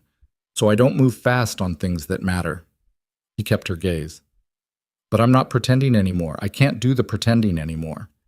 The room was all around them. They were in it and also entirely separate from it. I'm not asking you to pretend, she said. Her voice was quieter than the room, but he heard it completely. I know, he said. I know you're not. He took a breath. I'm just telling you that what I said to Daniel was real, that I'm not performing a claim, that what's been in the apartment with us for months is something I'm actually feeling. He paused. And I think you know that already. I just wanted to say it clearly. So you have the actual information. Victoria Sinclair looked at him for a long moment. Around them, 60 people moved through the ordinary business of a celebration. Nathaniel and Claire held hands near the far window. Robert had his coffee. Patricia was looking at them from across the room with an expression that she wasn't bothering to conceal. I know, Victoria said. I've known for a while. And? She looked at him with the full directness that was her particular gift and also, he understood, her particular risk. The face she showed when she had decided to stop managing the distance. And I've been waiting, she said, for you to stop being so careful that you talked yourself out of it. He exhaled. Something in him that had been braced for a long time released. I'm done being that careful, he said. Good, she said. It was not a kiss. Not here. Not in this room with her mother 15 feet away and Daniel Hargrove still visible near the bar and 60 people doing the social math of watching. But it was a declaration, clear as anything he'd ever said, and she received it without flinching, which was its own kind of answer. He took her hand. She let him. Her fingers settled against his. Not a gesture for the room, not a performance, just two people reaching the same point from opposite directions and finding it occupied by the other. Across the room, Patricia watched. She looked at their hands. She looked at her daughter's face. She turned to Robert and said something quiet, and Robert, for the second time in 2 months, laughed his unexpected bark of a laugh. The brunch continued. Champagne was poured. Nathaniel made a toast that was brief and sincere and made Claire press her face briefly into his shoulder. The room made the sound of people gathered around something good. Landon stood with Victoria's hand in his, in a room full of other people's occasion, and felt the specific weight of a decision that had already been made. Not in this moment, but in 100 smaller moments before it, accumulated until the accumulated thing became undeniable. She leaned slightly toward him, not dramatically, just the few degrees of a person adjusting to gravity they've stopped resisting. He didn't move away. Outside the tall windows of the Greystone room, the December light was flat and silver and specific to the season, the kind of light that made everything look a little more itself, stripped of the warmth that usually softened the edges. He looked at her profile. She was watching the toast. He thought, this is real, not the performance of it, not the logistics of it, the actual thing, the specific and inconvenient and irreversible fact of it. He held her hand. She held his back. The room moved around them, and they stayed exactly where they were. They didn't talk about it in the cab home. Not because there was nothing to say, there was everything to say. The whole accumulated weight of what had happened in the Greystone room sitting between them on the back seat like a third passenger. But the cab driver had the radio on, and the city was doing its December thing outside the windows, gray and bright and indifferent, and sometimes the space right after a real moment needs to be left alone for a while, like a wound that hasn't decided yet whether it's serious. Victoria looked out her window. Landon looked out his. Their hands were no longer touching. They'd separated somewhere between the hotel lobby and the cab door, the transition back to ordinary life requiring ordinary configurations. But the separation had a different quality than it used to. Before, not touching had been the default state. Now it felt like a choice, like something that would have to be chosen again each time, or not. The cab stopped at a light on Michigan Avenue. Christmas lights had gone up on the trees along the median. Small white ones, the kind that didn't try to be impressive, just present. The city at this hour had the feeling of something winding down and gearing up at the same time, the Saturday evening crowd trading out for the Saturday night one. You hungry? He said. She turned from the window. A little. We could stop somewhere. She looked at him. The look lasted 2 seconds longer than the question required. Let's just go home, she said. Home. She said it the way she'd been saying it for 11 months. Naturally, without thinking, the word for the place they both lived. But tonight it landed differently, and he felt her register that it had landed differently, and she looked back out of her window without adjusting it, which was its own kind of statement. The apartment was cold when they got in. They'd left the heat low, December being what it was, and Victoria went straight to the thermostat while Landon hung up his coat and hers and stood for a moment in the entryway doing nothing in particular, the way you stand when you've arrived somewhere and haven't yet decided what arriving means. She came back from the thermostat and they were both in the living room in their good clothes, the apartment warming up around them, the particular silence of a space that was waiting for the people in it to figure out what came next. Do you want tea? He said.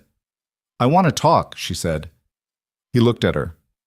Not because something's wrong, she said quickly. I think we should actually do it. Say the things out loud, because I've been in situations before where I thought something was understood, and it wasn't, and then by the time I realized it wasn't, too much had been built on the misunderstanding to fix it easily. She crossed her arms, not defensively, but in the way of someone steadying themselves. I don't want that to happen here. Okay, he said. Okay, she said. She sat on the couch. He sat in the armchair, then reconsidered and moved to the other end of the couch instead, because the armchair felt like a position statement he didn't intend. She watched him relocate without comment. You first, she said. Why me first? Because you started it. He looked at the middle distance for a moment. Outside, the wind moved against the windows. That specific December sound, thin and dry. He thought about how to say the thing he'd been not saying, and then he decided that thinking about how to say it was just another form of the careful management he'd told her he was done with. I've been aware of you for a long time, he said, not just as my roommate, as a person I wanted to be near. And I've been managing that because, he paused, because I'm a father first. That's not a complaint. It's just the shape of my life. When I make a decision about who I let into my life, I'm making it for two people. And the last time I made that decision badly, Marigold paid part of the cost. So I don't move on feelings without being sure of them. Are you sure of them now? She said. I'm sure enough to stop pretending they don't exist, he said, which is different from sure, but it's what I've got. She looked at him steadily. That's honest. I'm trying. She was quiet for a moment, her hands in her lap, the green dress and the careful hair and the whole assembled presentation of the woman she was in public beginning to relax, slightly, into the woman she was in this apartment. I don't fall easily, she said. I've been told that's a problem. I've been told I hold things at arm's length and call it professionalism. And some of that is true. Some of it is the thing I said at breakfast that first morning, the receipt. When someone praising you always costs you something, you learn to keep your distance from anything that might. Including good things, he said, especially good things. She looked at her hands, because the cost of losing a good thing is more than the cost of never having it. She looked up. That's a bad calculation. I know it's a bad calculation. I've known it for a while. I just kept running it anyway. What changed? He said. She looked at him. You didn't want anything from me. He waited. You moved in and you paid half the rent, and you made your coffee, and you asked about my day, and you didn't want anything from it. You weren't building towards something. You weren't... She paused, searching for the word. You weren't investing in me because you expected a return. You were just there, because that's who you are. She held his gaze. I didn't know what to do with that for a long time. He was quiet. Then I got used to it, she said. And then I started needing it. And by the time I understood what that meant, I was already... She exhaled. Here, he said, with you making coffee and reading contracts on the couch and leaving plates in the refrigerator and rearranging my entire approach to board presentations. A pause. Falling for you wasn't dramatic. It was just gradual and then complete. Like I turned around one day and there it was. The apartment was warm now. The heater had done its job. The December night pressed against the windows, and the lamp in the corner cast the specific low light that this room had in the evenings. And Landon looked at this woman who had just taken herself apart with the precision she applied to quarterly projections and said the true thing with the same clarity she used for difficult boardrooms.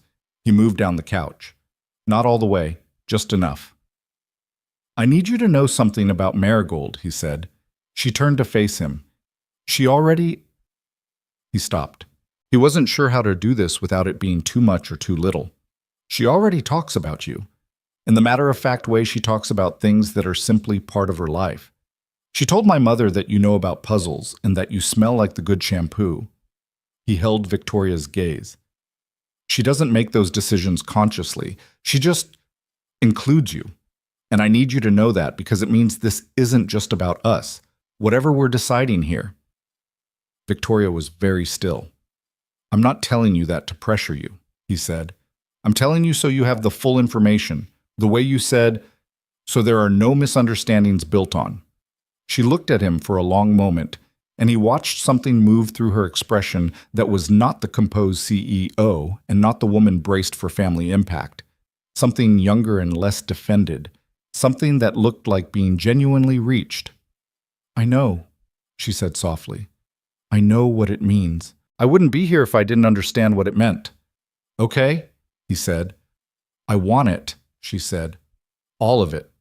The complicated shape of it." A beat. "I want Marigold to be part of whatever this is. I'm not afraid of that. I'm afraid of doing it badly, of not knowing how, but not of it." "You're already doing it," he said. "The puzzle, the middle pieces." She looked at him. "You figured it out without being told," he said. "You didn't need instructions. You just sat down on the floor and solved it with her." He paused. "That's not nothing." She was quiet for a moment. Then she said, "She named that frog so well." He laughed. Genuinely, the tension of the last hour releasing into it. She smiled, and it was the smile that changed her whole face, the one that happened without management. "Gerald was a good frog," he said. "Gerald was a great frog," she said. "And she drew him in purple, which is actually the right call." "She'll be very gratified to hear that from you." They looked at each other. The room was warm and the light was low, and outside the city was being the city, going on at its own pace with its own indifference. He reached across the distance between them and took her hand. She looked down at it, then up at him, and then she leaned forward and kissed him.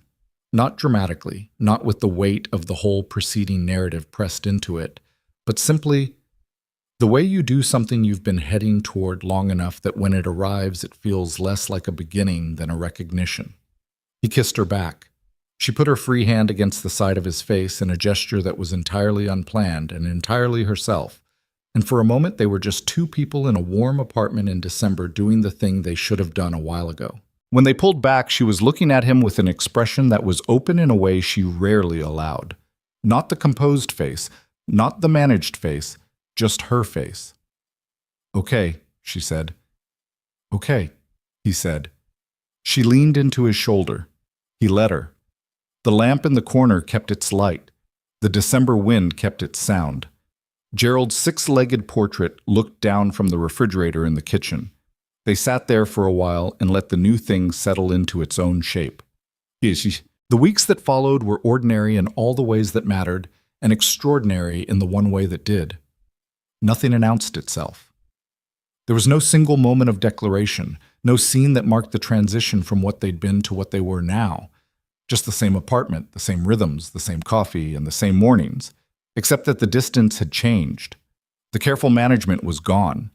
In its place was something less defended and considerably more complicated, in the way that real things are more complicated than the things you build to keep real things out. They were bad at certain parts of it, which was correct. Victoria had a reflex, honed over years, of pulling back when she felt she'd shown too much. It showed up in small ways, a conversation that went deep, and then a day where she was brisk and preoccupied, re-erecting a wall she'd forgotten to leave up. The first time it happened, 3 days after the couch, Landon noticed it and said nothing, which was the right call. The second time, a week later, he said, "You do this thing." She looked up from her laptop. "What thing?" When something gets real, you work late for 2 days. Her jaw tightened slightly. I have an actual workload. I know. I'm not saying it's not real work. He kept his voice even. I'm just naming the pattern, so you know I see it. She looked at him. The tightness didn't leave her jaw immediately. And what do you expect me to do with that? Nothing, he said. I just wanted you to know I'm not going anywhere because of it. You don't have to manage the distance with me. There's no cost. She was quiet for a long moment. Then she closed the laptop. I'm working on it, she said. I know, he said. I'm not asking you to be fixed. I'm just here. She looked at him with the expression that was still learning how to receive that. Okay, she said. He had his own problems.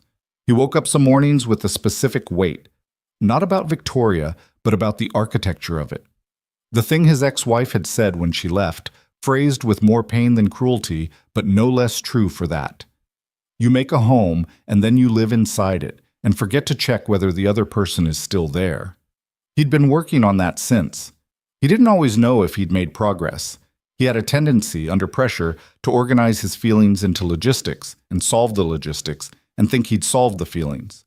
He told her this one evening, flat out, because she'd asked why he'd been quiet all day, and he'd started to say work and stopped himself.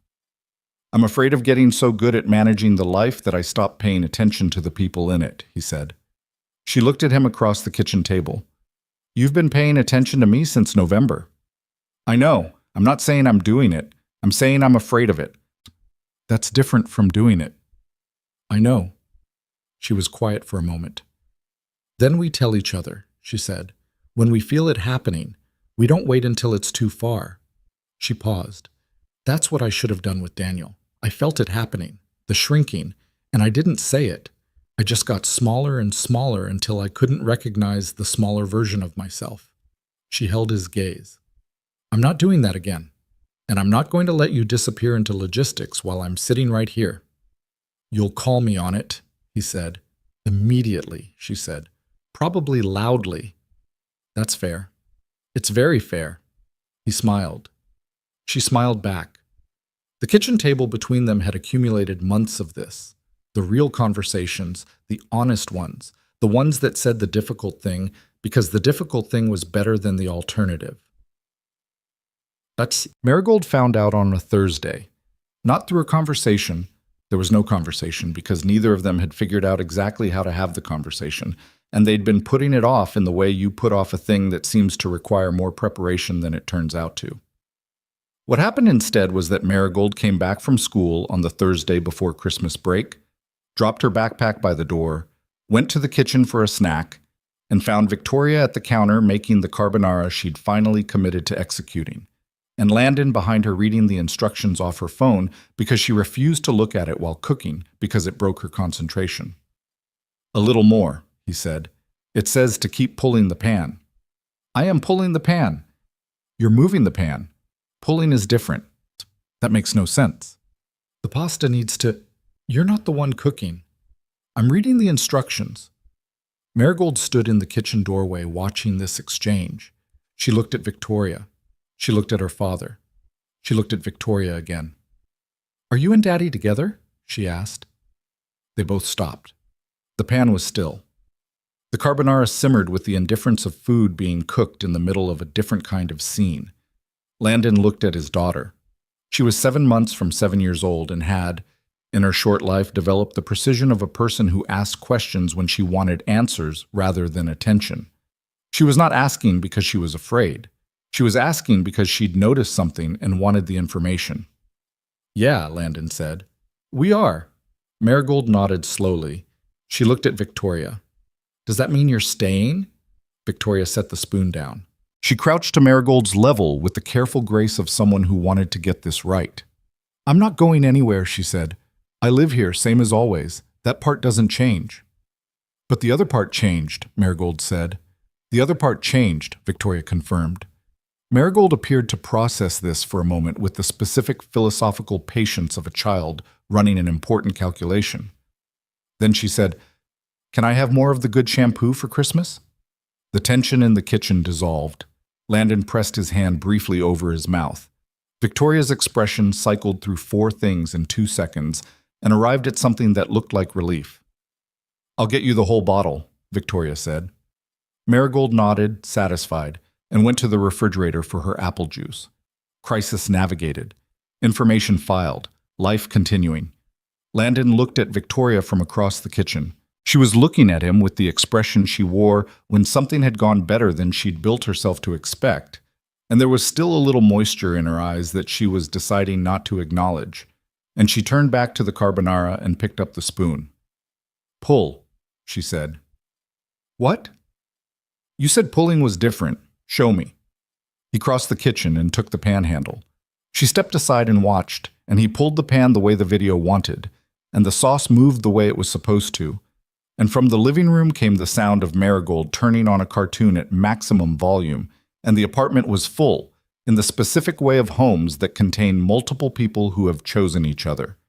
The carbonara was, by consensus, excellent. Christmas came and went in the shape of the life they were building, which meant it was imperfect and specific, and theirs. Marigold spent Christmas Eve at his mother's and Christmas morning at the apartment, which had been his tradition since the first year after Tara left. Wake up at home, presents, breakfast, then out to the family. This year, Victoria was in the home part, which Marigold treated as a natural extension of existing facts rather than a development requiring adjustment. She had her gifts, including the shampoo, which she opened with reverence, and Victoria had gotten her a box of specialty-colored pencils in 72 colors with a small art book, which Marigold regarded with the silence of someone confronted with something genuinely significant. "There's a burnt sienna," Marigold said, examining the label. "I know," Victoria said. "I thought you could use it for Gerald. Purple for the body, but burnt sienna for the details." Marigold looked at her. "That's actually good," she said. The professional respect in the voice of a 6-year-old was objectively funny, and Landon watched Victoria receive it with the straight face of someone who understood that this was the only review that mattered today. His mother came for dinner in the evening. She walked in and registered Victoria's presence in the apartment with the satisfaction of someone whose theory had been proven correct. And she sat down and talked to Victoria for 45 minutes about things Landon couldn't fully follow from the kitchen where he was managing the bird. And when he came in to check on them, they were in the middle of a conversation about what it had been like to run a business in the early years, his mother having done it herself. And Victoria was leaning forward in the way she leaned when she was getting real information from a real source. His mother caught his eye over Victoria's shoulder and did nothing visible. She didn't need to. After dinner, after Marigold had fallen asleep on the couch under a blanket and his mother had gone home and the dishes were either done or consciously deferred, he and Victoria stood in the kitchen with the leftovers and the quiet of a day that had been full and was now settling. "Your mother approves," Victoria said. "My mother approved 3 months ago." "She told me." A pause. "She said she could tell by the way your shoulders sit differently when I'm in the room." He looked at her. "She said that." Verbatim. Victoria was watching him with a small private pleasure. "Apparently you carry your shoulders higher when you're comfortable somewhere. She's been monitoring your shoulders for 32 years and considers herself an authority." He looked at the ceiling briefly. "That's extremely useful information," Victoria said. "You're going to use that against me." "I'm going to use it to understand you better." She set the container she was holding in the refrigerator and turned to face him. "Which is not the same thing." "Mostly." He crossed the kitchen and kissed her, which required no examination or decision, just the doing of the thing that had become natural. She kissed him back with the ease of someone who had stopped negotiating with themselves about it. "Merry Christmas," he said. "Merry Christmas," she said. Behind them, from the living room, Marigold said in the slightly blurred voice of someone half asleep, "You're kissing." "We are," Landon said, without turning. A pause. "That's weird," she said. "You'll get used to it," he said. Silence, then definitively, "Okay." She was asleep again in 4 minutes. They could tell by the breathing. January arrived with the cold that Chicago saved for January, the kind that had opinions about it, and with it came the particular quality of a new year in a life that was changing shape. Victoria was working on something. He noticed it in the way she got quiet about things she was usually direct about. Not evasive, not closed off, but holding something. She had her thinking face on more than usual, the one that appeared when she was running a long calculation that required the kind of focus that crowded other things out. He gave it space. He understood by now that she processed in solitude before she processed out loud, and that the way to get the real version of what she was thinking was to not reach for it before it was ready. On a Tuesday night in the middle of January, she came home later than usual and poured herself a glass of water and stood at the counter, and he was at the kitchen table and she said, "I want to talk to you about something." He put down what he was reading. "Okay." She turned around and leaned against the counter and looked at him with the direct steadiness she used for important things. "I've been looking at apartments." He waited. "Bigger ones," she said, "in neighborhoods that work for school logistics, with a second bedroom that's big enough to actually be a bedroom and not a closet with ambition." He was very still.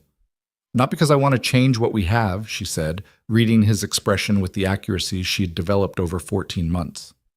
"But because what we have has outgrown the space." She held his gaze. "We are two adults and a child who all live here now, effectively, and this apartment is 900 square feet, and Marigold has been sleeping on a pull-out when she's here 3 nights a week, which is not—" She paused. "She should have a room. Her room. Here. Somewhere she knows is hers." He didn't say anything. "I found a place," she said, "on Wrightwood. 3 bedrooms, real ones. There's a park 2 blocks away, and the school district boundaries work, and it has a kitchen that can fit 2 people in it without someone having to climb over the other." She stopped. "I want to show it to you. I'm not deciding this without you. It's a decision for both of us." The kitchen was quiet. The refrigerator hummed. Gerald the frog looked down with his 6 legs and his purple sincerity. "You've been planning this," he said.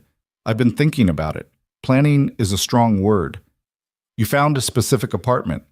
I found a list of specific apartments and narrowed it to one and scheduled a viewing." A pause. "Okay, planning." He looked at her. The woman across from him had spent 11 months being his roommate, 2 months being the person he loved, and somewhere in the quiet of the new year had begun planning a home for the 3 of them, as though it were a natural next step. Not because it was simple, but because she'd decided it was right. And when Victoria Sinclair decided something was right, she moved. "When's the viewing?" he said. "Saturday," she said. 11 in the morning. Marigold could come. She'd want to pick her room." "I know." "She'll pick whatever has the best light." "Then we should hope the best light is also the reasonable choice." He stood up from the table and crossed to where she was standing at the counter and stood close enough that she had to look up slightly. "You were just going to do this," he said. "Figure out the next thing and bring me the answer." "I was going to bring you the question," she said. "The apartment is a question, not an answer. A very specific question." "I work in specifics." She held his gaze. "Is the question too much?" He looked at her, at the face that had learned over months to stay visible when it wanted to retreat, at the woman who had started planning a life with a single father and his daughter with the same careful intensity she brought to Q4 projections, because that was who she was. Not impulsive, not dramatic, but decided. Quietly, completely decided. "No," he said. "It's not too much." She exhaled, one small release of held breath. "Saturday at 11, he said. "We'll bring Marigold." She nodded. Something in her eyes was bright with the things she didn't entirely permit herself to show, and she looked down briefly and then back up, and she was composed again, or close enough. "I made an offer condition on your approval," she said, "in case you want to negotiate the terms." "Of course you did." "I had leverage and a timeline." "You're impossible," he said, without heat. "You knew that when you answered the ad," she said. He had. He'd known it the moment she opened the door in a blazer and bare feet and looked at his references for 30 seconds and said, "When can you move in?" He'd known something was specific about this woman, this apartment, this arrangement, and he'd moved in and waited to understand what the specificity meant. And now he was standing in a kitchen on a January night looking at the person who had spent months quietly building the architecture of something permanent. He kissed her. She leaned into it. The apartment held its breath around them. Outside, Chicago in January was being entirely itself, relentless and cold and indifferent to the people inside it deciding their futures. The wind off the lake did its work. The city moved at its own pace. In here, the future was taking shape in small, deliberate increments. A Saturday viewing, a room with good light, a purple frog on a refrigerator. A little girl who had accepted the changing shape of her family with the practical grace of someone who had always known that some families were shaped differently and that different shapes could still hold everything that mattered. Landon Brooks stood in his kitchen in the life he had rebuilt from what remained and felt the rebuilt thing become something new. Not a recovery, not a return, but a different country entirely. One he hadn't planned for and was finding, against every careful instinct he possessed, that he didn't want to leave. He put his arm around her. She stayed where she was. That was enough. For tonight, that was everything. I notice this is a request for part 5, the final part, based on the outline, but the prompt says part 2. I'll treat this as the final part, part 5. Since parts 1 to 4 are already complete, and write it at 6,000 to 6,500 words as requested. The apartment on Wrightwood was on the 3rd floor of a gray stone building that had been standing since 1923 and looked like it knew it. The hallway smelled like old wood and someone's cooking from a lower floor, and the elevator was the slow, deliberate kind that made you aware of exactly how many floors you were ascending. Marigold rode it with her hands pressed flat against the walls, monitoring the vibration. "It's thinking," she said. "Elevators don't think," Landon said. "This one does." The elevator stopped. The door opened. Their real estate agent, a compact woman named Sandra, who had the cheerful efficiency of someone who had shown 300 apartments and still found each one interesting, led them down the hall to Unit 3C and unlocked the door and stepped back. Marigold walked in first. She did this without discussion. Just walked past the adults with the authority of someone whose assessment mattered and began a systematic inspection of the space, moving from the entryway into the living room, pausing at the windows, then disappearing around the corner toward the bedrooms. Landon walked in behind her. Victoria came in last and stood just inside the doorway for a moment, her hands in her coat pockets, looking at the room with the particular stillness she got when something was being evaluated seriously. The apartment was bigger than theirs, substantially. The living room had north and east light, a wood floor with the specific dignity of old buildings, and enough wall space to hold a life's worth of accumulated objects without feeling crowded. The kitchen was separate, a real one, with a window above the sink that looked out onto the street below. There was a dining room that wasn't an afterthought. 2 of the bedrooms were at the back. From the back of the apartment, Marigold called, "This one!"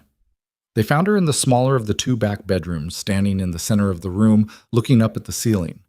The room had a single window on the south wall that let in the flat January light at an angle that made everything in it look considered. "This one?" Landon said. "The light is good," she said in the tone she'd been using since Victoria told her about burnt sienna and good light. She pointed up. "And the ceiling is high." "You're not tall enough to matter about the ceiling," he said. "I will be eventually." Victoria was standing in the doorway looking at the room. Her expression had the brightness in it again, Chuck, the kind she was getting better at not immediately concealing. "Good bones," she said quietly to no one in particular. Sandra appeared behind her and said something about square footage that none of them really heard, because Marigold had already moved to the window and was looking down at the street below with the serious focus of someone surveying a territory. "Can I put my drawing table here?" she said. "By the window?" "If that's the room, sure," Landon said. "It's the room," she said. Decided. Filed. He looked at Victoria. Victoria looked at him. Sandra had the good professional instinct to find something to look at on her clipboard. They put in the offer that afternoon. Victoria handled the mechanics of it with her usual organized precision, going through the documents with Sandra at a coffee shop 2 blocks from the building while Marigold ate a chocolate chip cookie with the focus it deserved. And Landon read through the terms at a pace that was slower than Victoria's, but not slower than warranted. "Here," Victoria said, pointing to a clause about the inspection contingency. "I see it. The window is 30 days. I want to push to 21. "Why?" Because 30 days is too much time for a competing offer to come in, and the inspection on a building this age will come back with cosmetic items regardless, so the extra 9 days are exposure without return. He looked at her. You've done this before. I bought my company's office space 3 years ago. She circled the number. I know what I'm doing. I'm not questioning whether you know what you're doing. You had your skeptical face on. I have a face I use when I'm paying attention, he said. It might look skeptical. She looked at him for a moment. Then she made the note about the contingency window and moved to the next page. He watched her work and thought about the Saturday morning on the couch a month ago. The conversation that had become the first real one. The one where she'd said gradual and then complete. And thought about how little she resembled the person he'd been afraid she might be, which was the person she showed to rooms full of people who needed to believe she was certain of everything.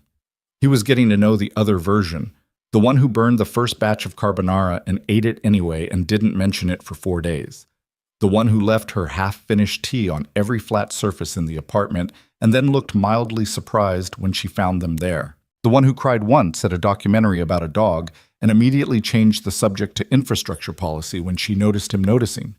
The one who, when Marigold had a bad dream on a Wednesday night and wandered into the hallway at 2 a.m, had been the first one to hear her and had gone and sat with her on the pullout until she fell back asleep, not waking Landon because she'd decided he needed the sleep and she was handling it, which he'd found out about the next morning from Marigold, not from Victoria.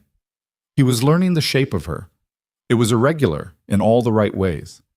Stop looking at me like that, she said without looking up from the document. Like what? Like you're filing something. Maybe I am. She looked up. He held her gaze. She looked back at the document, but the corner of her mouth had moved. The offer went in at 4 o'clock. Sandra said they'd likely hear by Monday. They drove home in the early dark of a January afternoon, Marigold asleep in the back seat before they'd made it 4 blocks, and Victoria rode with her face toward the passenger window, watching the city go past. And Landon drove and didn't need to fill the silence, because silence between them had stopped being empty a long time ago. They heard on Sunday. The offer was accepted. Victoria got the call in the kitchen and said, "Good, thank you. I'll review the next steps," in her professional voice, and hung up and stood there for a moment and then said to the general apartment, "They accepted." From the living room, Marigold said, "The room with the good light?" "The room with the good light," Victoria confirmed. Marigold went back to whatever she was drawing. Victoria set the phone on the counter and looked at it, and then looked at Landon, who was in the kitchen doorway, and her expression was the full permission one, the one without management. "Okay," she said. "Okay," he said. She pressed her lips together briefly, not suppressing something, just feeling it fully before it passed. He crossed the kitchen and put his arms around her, and she let him, and for a moment they stood in the 900-square-foot apartment that had been the home for everything that had happened between them. And he thought about Craigslist and a blazer and bare feet, and the way a person's whole life can be altered by something as small as answering an ad because the rent was too high somewhere else. "We have to tell my mother," she said, into his shoulder. "I know. She's going to have opinions about the neighborhood. She has opinions about everything. She's going to ask about the school. I'll have the information ready." She pulled back and looked at him. "You're going to prepare a briefing document. I'm going to have the relevant facts available." "That's a briefing document." "That's project management." "It's the same—" She stopped. "You know what? Fine. Make the briefing document. She'll respect it." He kissed her on the forehead because it was the right distance for the moment, and she let it land. The call to Patricia happened that evening, and it went the way things with Patricia went, which was to say more dimensions than a simple phone call had any business containing, but nothing insurmountable. Victoria called from the couch with the phone on speaker, which had become the default for family calls. And Landon sat at the other end and was not performing presence. He was simply present, which was a distinction that had taken him a while to understand, but that he understood now completely. Patricia picked up on the second ring. "Victoria." "Hi, Mom." "You sound different." A beat. "Something happened." "Something happened. We're moving." Silence. Not the hostile kind. the processing kind. Together, Patricia said. Together. You and Landon. And Marigold, Victoria said. 3 bedrooms, Wrightwood, near the park. Another pause. Is this certain? This isn't... It's certain, Mom. The offer was accepted today. Landon watched Victoria's face during the silence that followed, the way she held the phone slightly away from her body, the way her jaw was set with the readiness for impact that he still saw sometimes when she braced for her mother. He reached over and put his hand on her knee, not saying anything. She looked at it. Then she looked at him. That's a serious step, Patricia said finally. I know. Does he understand what you need? The kind of... Mom, I'm asking a real question. I know you are. Victoria's voice was even. And the answer is yes, he does, in a way I didn't think someone would. She paused. He pays attention. That's what I needed. And I didn't know how to say it, but that's it. He pays attention without me having to ask. Silence. Your father will want to visit, Patricia said. Good. Come in the spring when we're settled. I'll want to see the room. We can video call before then. That's not the same. No, it's not. Victoria's voice softened by a degree. Come in the spring, Mom. We'll have space for you. A long pause. Then Patricia said, He makes you happy. It was not phrased as a question. It was the statement of a woman who had been watching something from a distance and had arrived at a conclusion. Yes, Victoria said. Good. A short exhale. That's what matters. I don't always lead with that. I know I don't always lead with that. Another pause, the kind that had the weight of a long history behind it. But it's what matters. Victoria's expression went briefly to something Landon didn't try to name, something between relief and grief and gratitude, the complicated territory of being finally understood by someone whose understanding you had stopped expecting. I know, Mom, she said. We'll come in April, Patricia said. April's good. After the call ended, Victoria set the phone on the cushion and sat for a moment with the particular quiet of someone surfacing from deep water. She's trying, Landon said. She is. Victoria leaned back into the couch. She's been trying since the breakfast.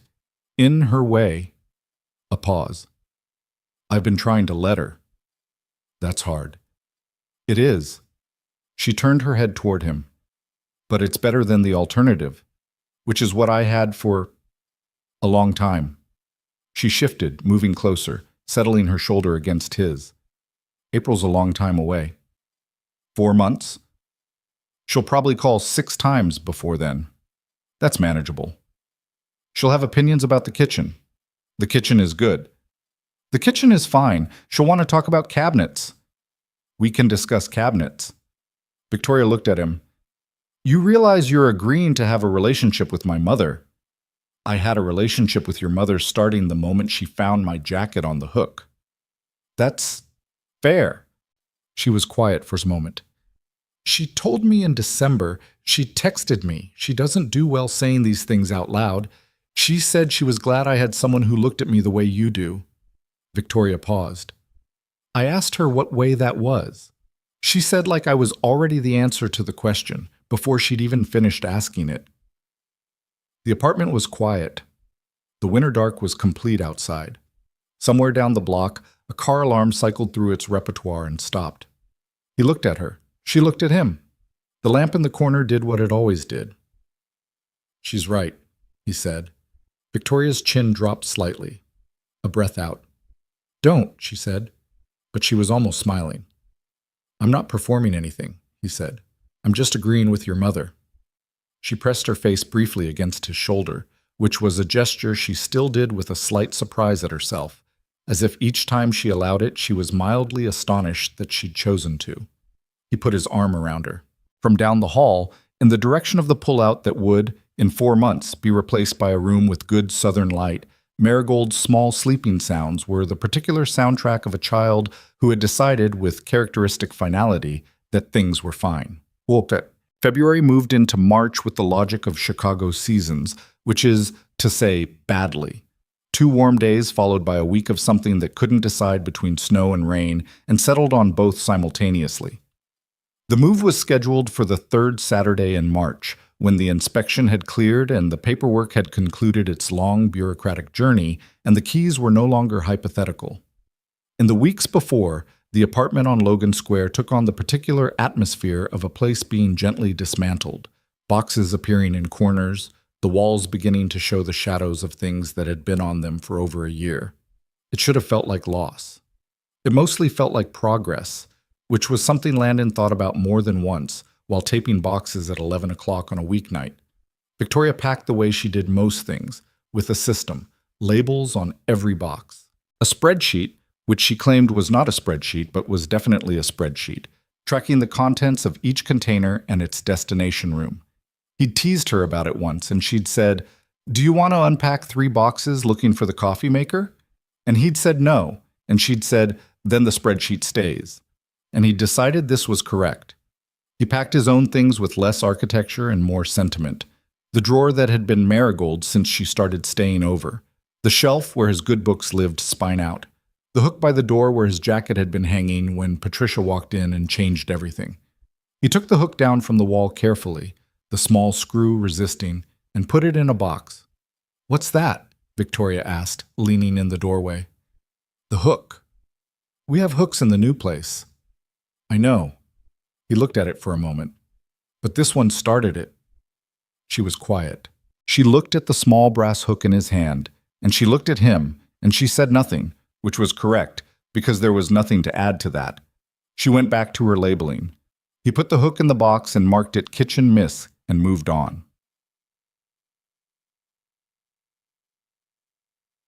Moving day arrived with actual sun, which felt like something Chicago offered rarely and without obligation.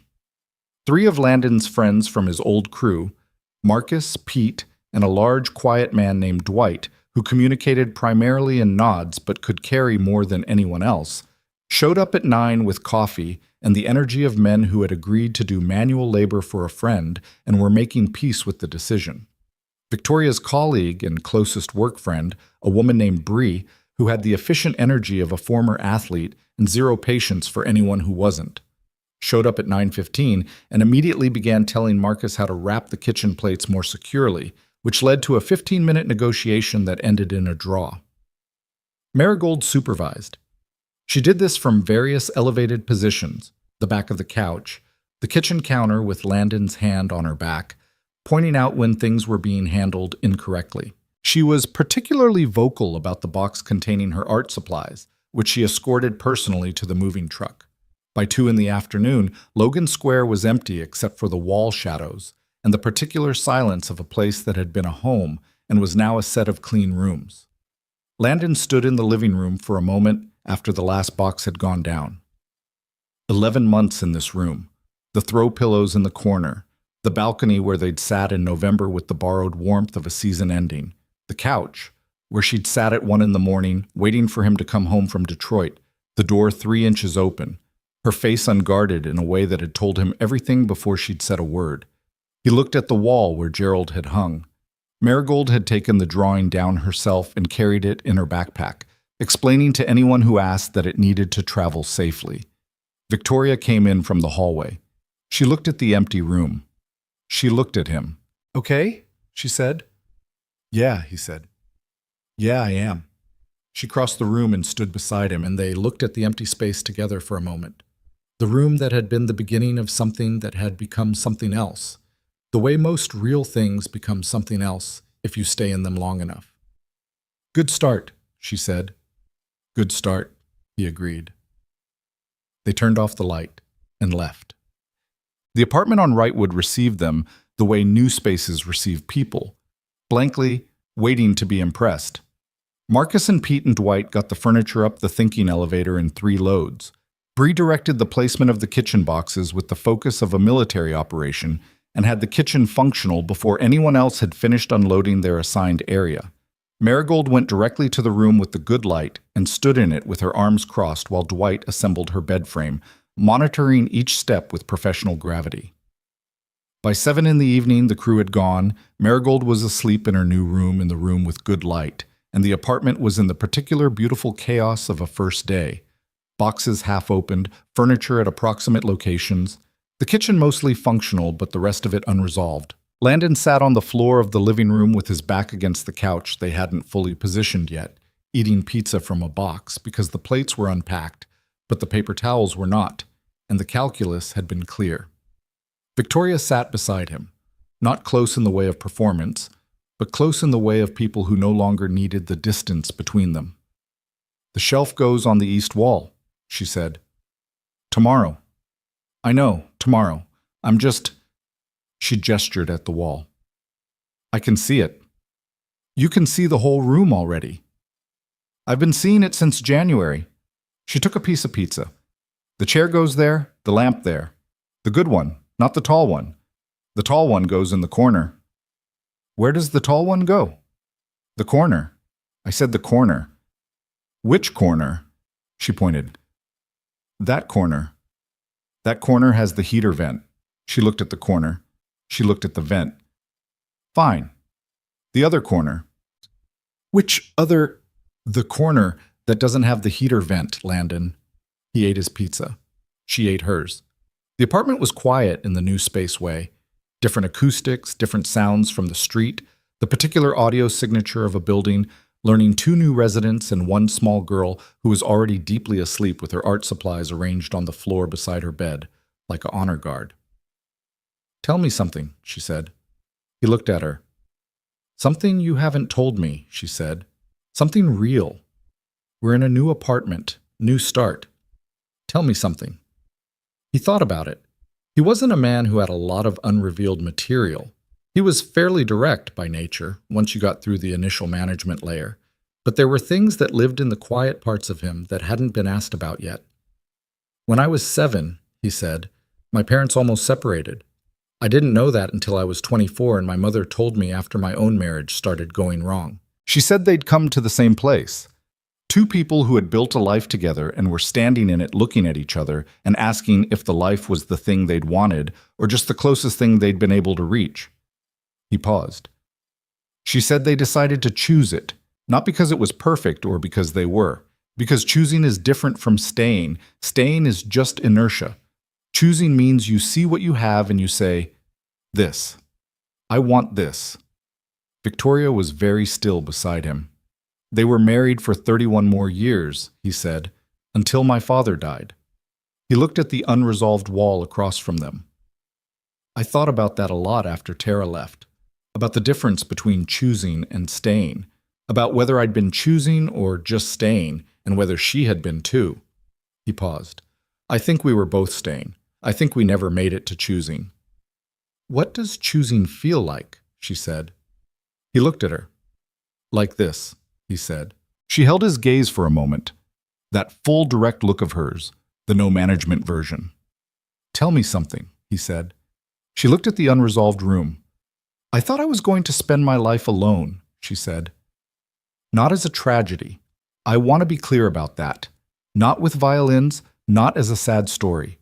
I looked at my life and I thought, this is efficient. I'm good at it. I have the company, and I have the work, and I don't have to factor in another person's needs. And that's clean." She stopped. But there was this thing I kept running into, these moments that would happen, something good or something hard. And my first reflex was to want to tell someone, not anyone, a specific someone. And for a long time, I didn't know who that was. She looked at him. "And then you moved in. And about 4 months later, I realized that every time something happened, good or hard or just interesting, the person I wanted to tell was already there." The pizza was getting cold. Neither of them reached for it. "The first time I realized it," she said, "was when I closed the Henderson account. It was a deal I'd been working for 8 months, and it came in on a Wednesday morning, and I stood in my office for a minute after the call ended, and my first thought was, I should tell Landon, before my board, before Bree, before my mother." She shook her head slightly. "I called you from the cab home, do you remember?" "I remember," he said. "You were on the bridge." "I was on the bridge and it was cold, and I called you just to say it happened. You said that's the one you've been working since July.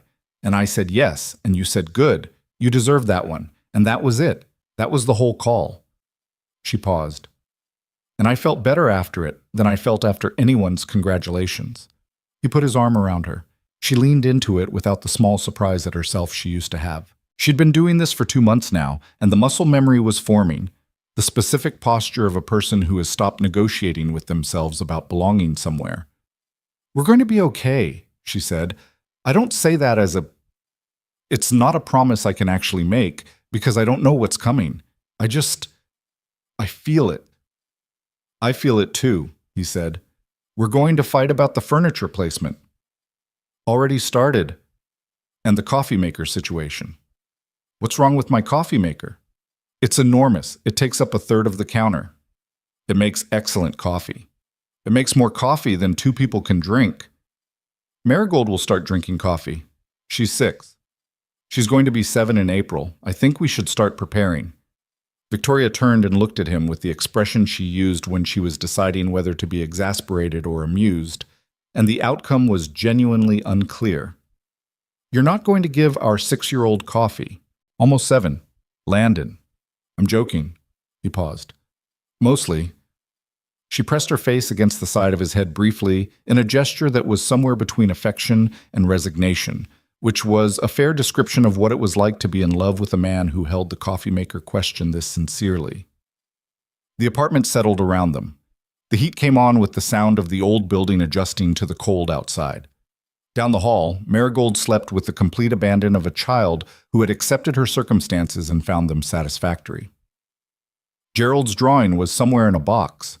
They'd find it tomorrow, and he'd go up on the wall of the room with the good light, and he'd watch over the colored pencils with his 6 legs and his purple sincerity. Outside, on Wrightwood, the March night was doing what March nights in Chicago do. Neither winter nor spring, but something honest in between, the season making no promises, just continuing. The city had no opinion about what was happening on the 3rd floor of the old Greystone. It had its own business, as always. But in here, in the warm and unresolved rooms of a new beginning, 2 people were sitting on the floor eating cold pizza and telling each other true things. It was not a grand scene. It was not the version of love that announces itself. It was the quieter kind, the kind that builds itself from small decisions and repeated choices and the accumulation of mornings, the kind that is less about what you feel in the heights and more about who you are in the ordinary hours. Landon Brooks, at 32, had been a husband and a father and a man rebuilding. He had been careful for long enough that careful had become a posture, a default, a way of holding himself that had started to calcify. And then a door had been 3 inches open on a November night, and a woman had been sitting on a couch she'd rearranged, and everything had moved. Not dramatically, not all at once, but in the way of real things, slowly and then completely. Victoria Sinclair, at 30, had been a CEO and a daughter and a woman who had learned to be alone so well she'd nearly convinced herself she preferred it. She had built a company from a rented office and 3 employees in the sheer force of what she knew and what she was willing to do. And she was good at it, and it had almost been enough.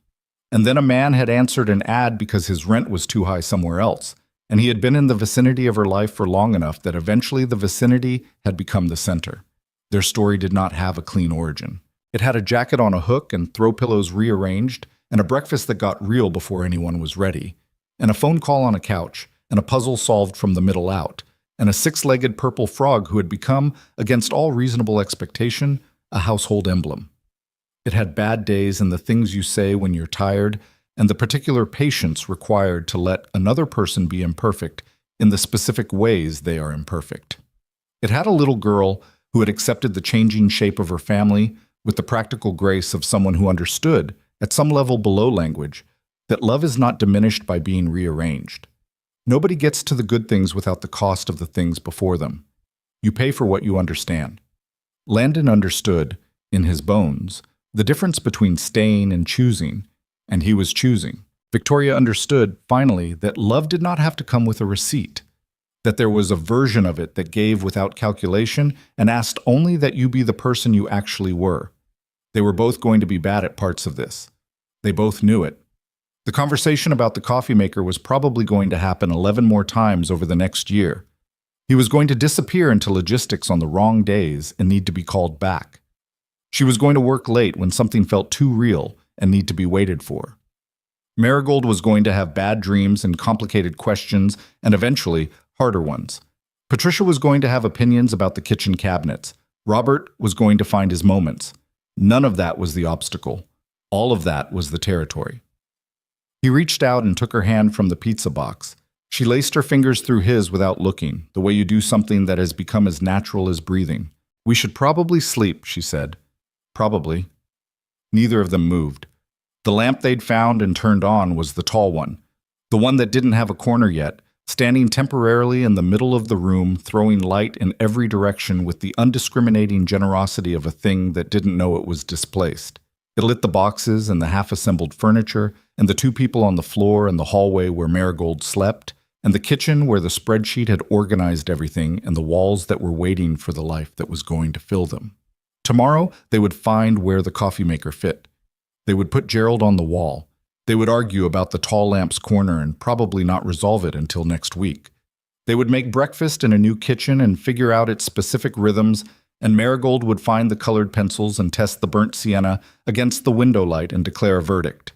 They would build it, the ordinary way, day by day, with all the difficulty that came with it and all the specific, irreplaceable good. For now, they sat on the floor of the room that was becoming home and held the silence of two people who had found each other through a small door left open on a November night and had chosen, over and over again, in 100 small and deliberate ways, not to let it close. That was enough. That was, in fact, everything.